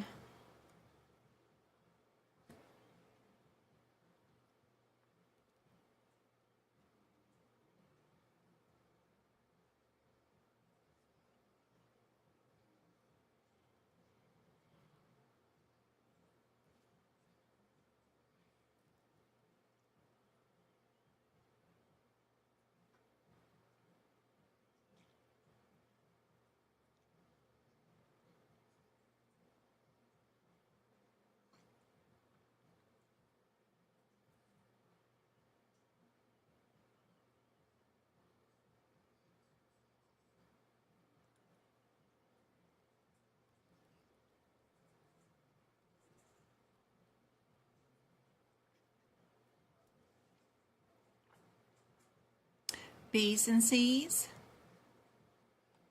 D's. Remember?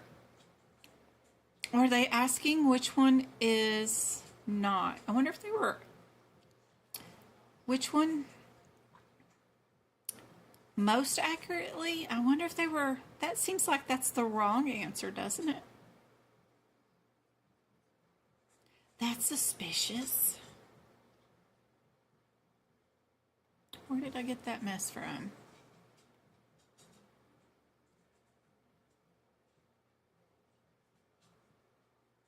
I know I got that from the CRC thing.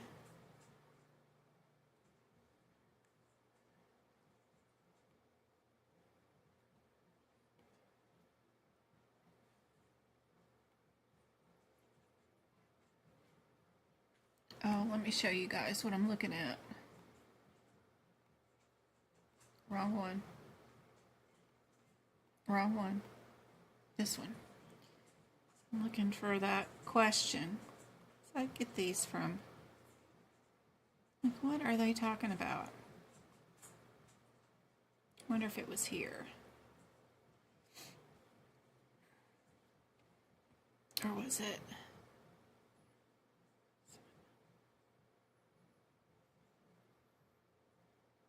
Sometimes I can copy the wrong answer down, but you can see I was working on that lump breast one. It's pretty cool. I'm like, why did I pick that? The 1.5-year-old the other day with that. I remember that.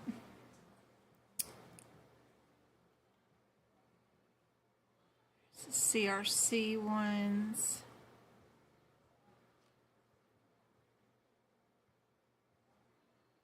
Emphysema, coronary artery.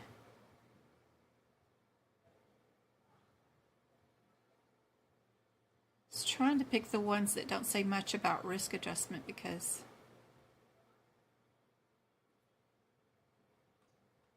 it's not that one.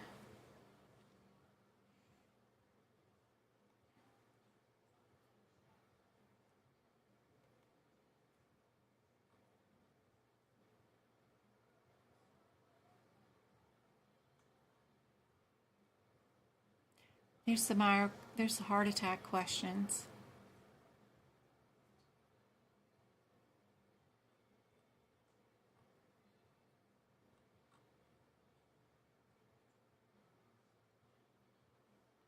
Absence of.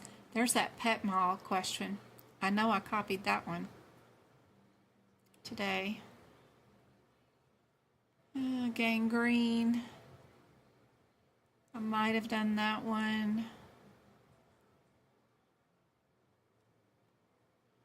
COPD.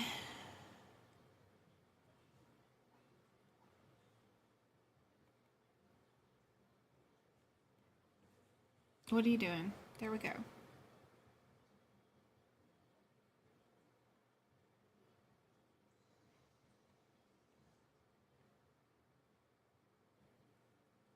I probably just, I don't know. Take me a minute to find it. I need to control F it and find it. Anyway, I'll give up looking for it because that was too many questions. ago. I can't remember why I put that answer down. Let me move on because it's too late to worry about that one right now. Let me move on to this one. What do you guys think about this one? Which of the following is part of that part of the skeleton?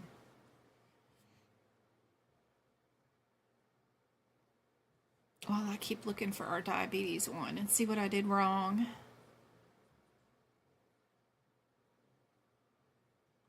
I probably passed it, and y'all are yelling in chat going, there it was, there it was.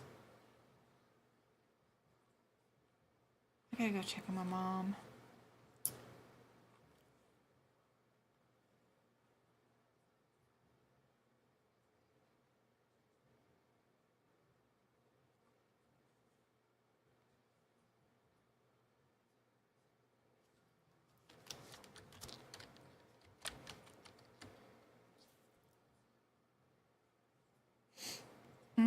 The diabetic pump condition.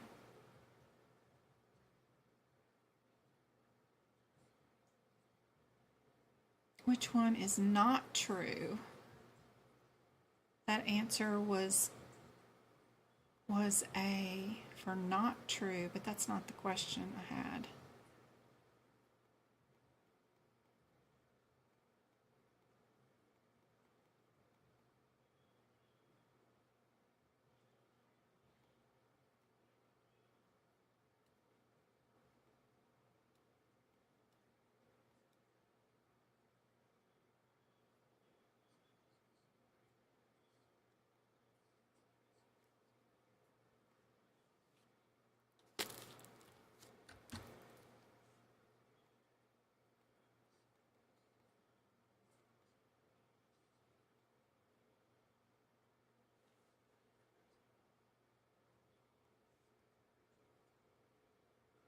B is correct. Good job. What about this one? On the right, we've got a lymph node. What's missing in this sequence?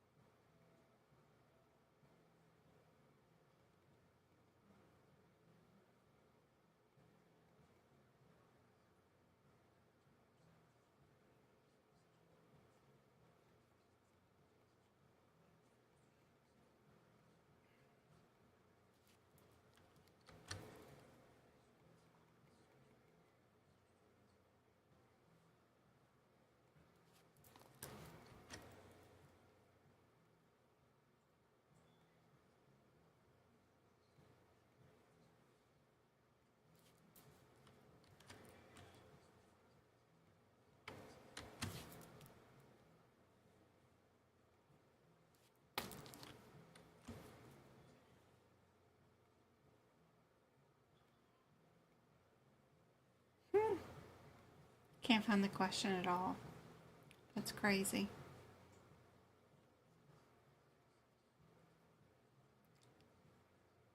Good job.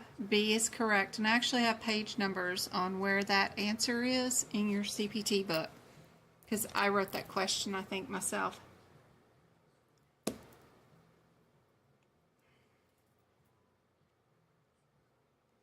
Good job.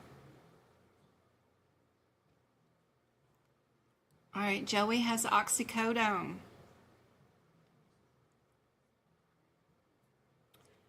For a back injury for 2 years ago, the surgeon documented that he would like to try another medication to dull the pain. Joey attempts to change the medication but has breakthrough pain, and he goes back to oxycodone. Would you code F11.2? Is that appropriate? What is that code? What do the guidelines tell us?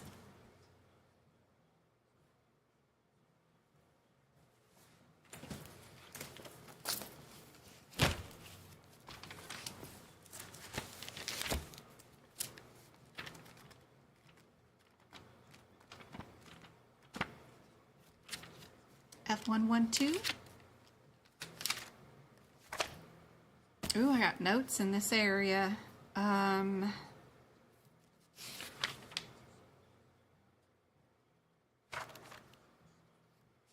is our opioid dependence. It excludes opioid abuse, use, and excludes 2 opioid poisoning.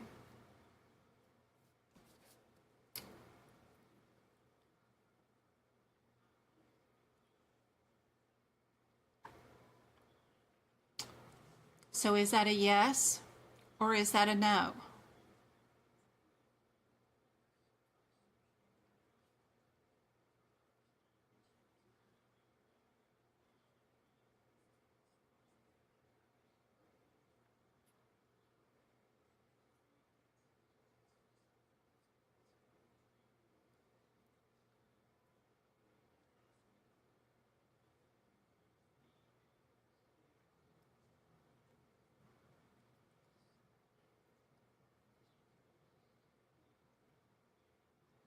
Couple of B's and a couple of D's.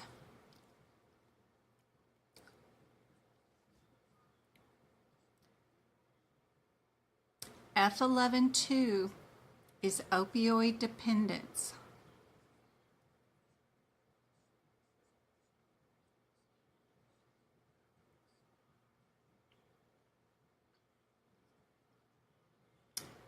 Nope, we can't code that because the doctor did not document that the patient was dependent on it. It just said the patient was having breakthrough pain. Yep. Good job.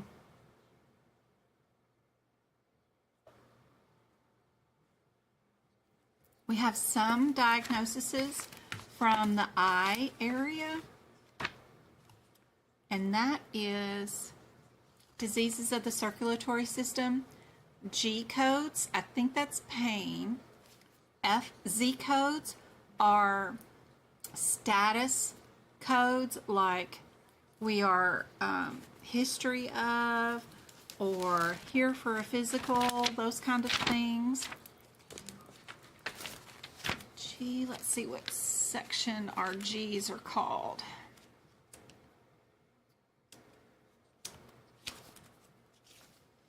Our G is the nervous system. So what's going on with our patient?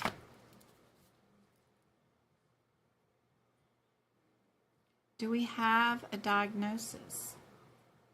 She's got cerebral arthrosclerosis. She was diagnosed with a TIA.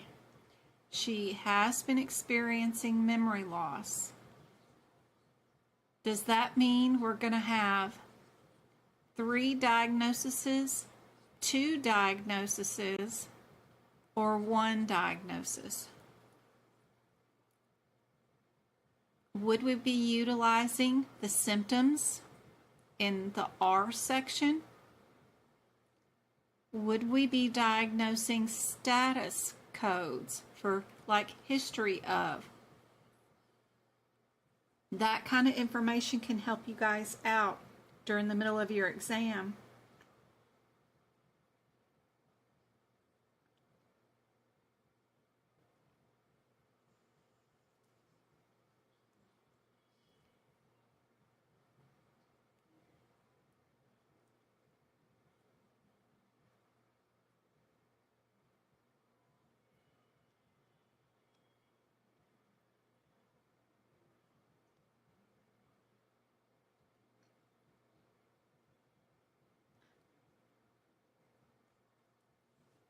What do you guys think?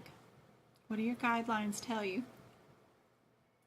I got D's and A's.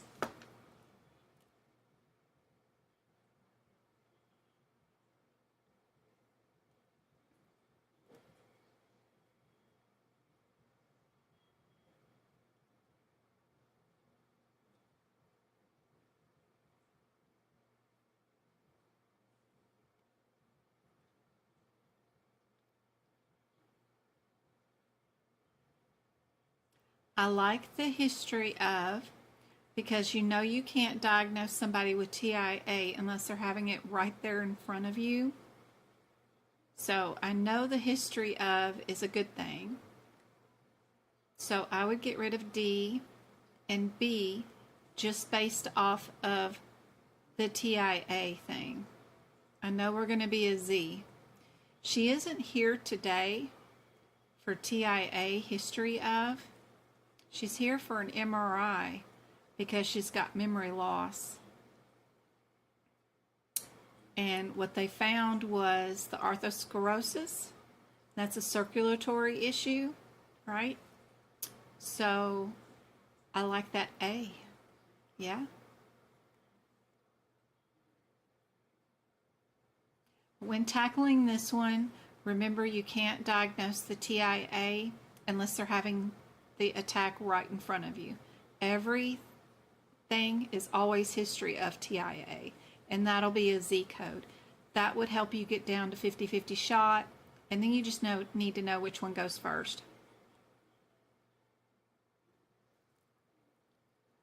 We got an injury code, circulatory code, or status codes. For real, last one before we go. Patient is here to follow up after her dialysis yesterday. Today she's presenting for an AV fistula for dialysis. Are we going to be diagnosing her with a Z code, an I code, an injury code? What's going on for today?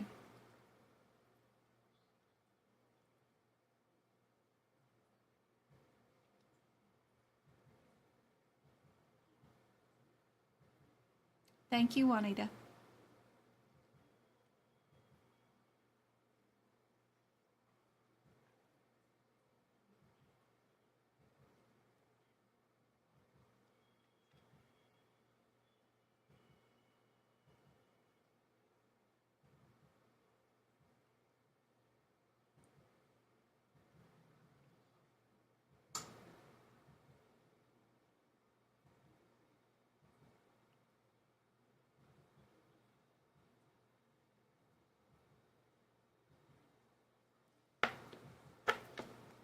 This one's crazy. We got,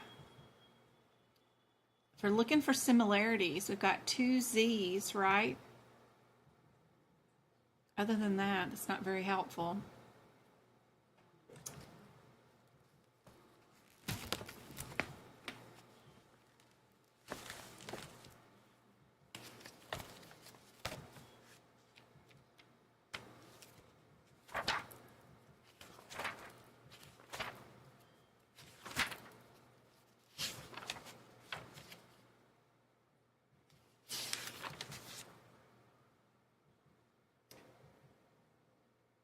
Z99.2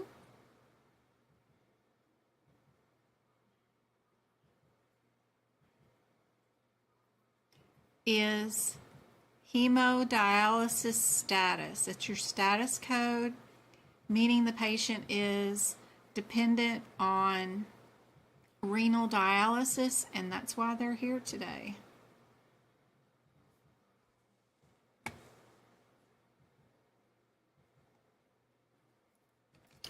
Why are you showing that? That is not what my camera is looking at. Video capture. So funny. There we go.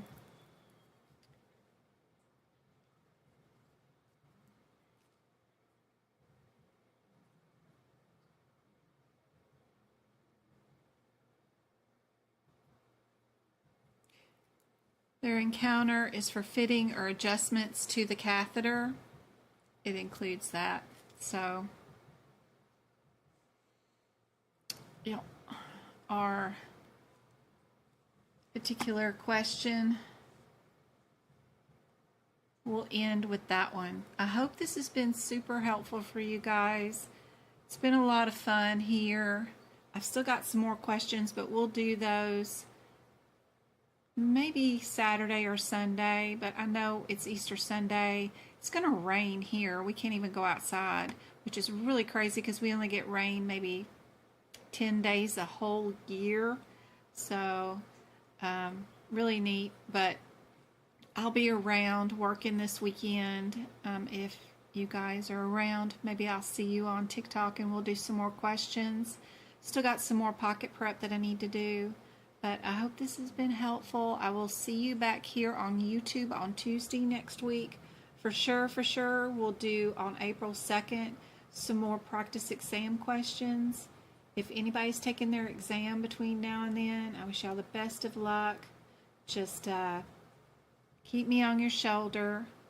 Don't read the questions. Please don't. Go straight to the answers. Look at the differences of those answers and only look for those differences in your question. Don't read the question. It will not serve you well. It just full of propaganda. Avoid it. Pick an answer and move on to your next question. Don't linger. If it's taking too long and you're stressing too much about the question, just move on to another question and put a temporary answer down. Don't worry about it. There's going to be some questions that you're going to look at and you're not going to know how in the world to tackle it, or you sit there for 2 minutes, 3 minutes, 4 minutes have gone by and you're still not at a 50-50, then walk away from that question. You can go back to it later if you have enough time. If not, it's not worth sitting there for 30 minutes. Just keep moving. Keep moving. You guys are welcome. I hope this has been super helpful. Sorry, I gotta run. It's almost 9 o'clock and I haven't checked on my mom since before 6 p.m. So I need to run. I'm gonna go check on her and put her to bed because we've got an early day in the morning. I love you guys. I'm so proud of you guys, and I hope this was helpful. The replay will be available here on YouTube. See you guys later. Thanks, Twinkle.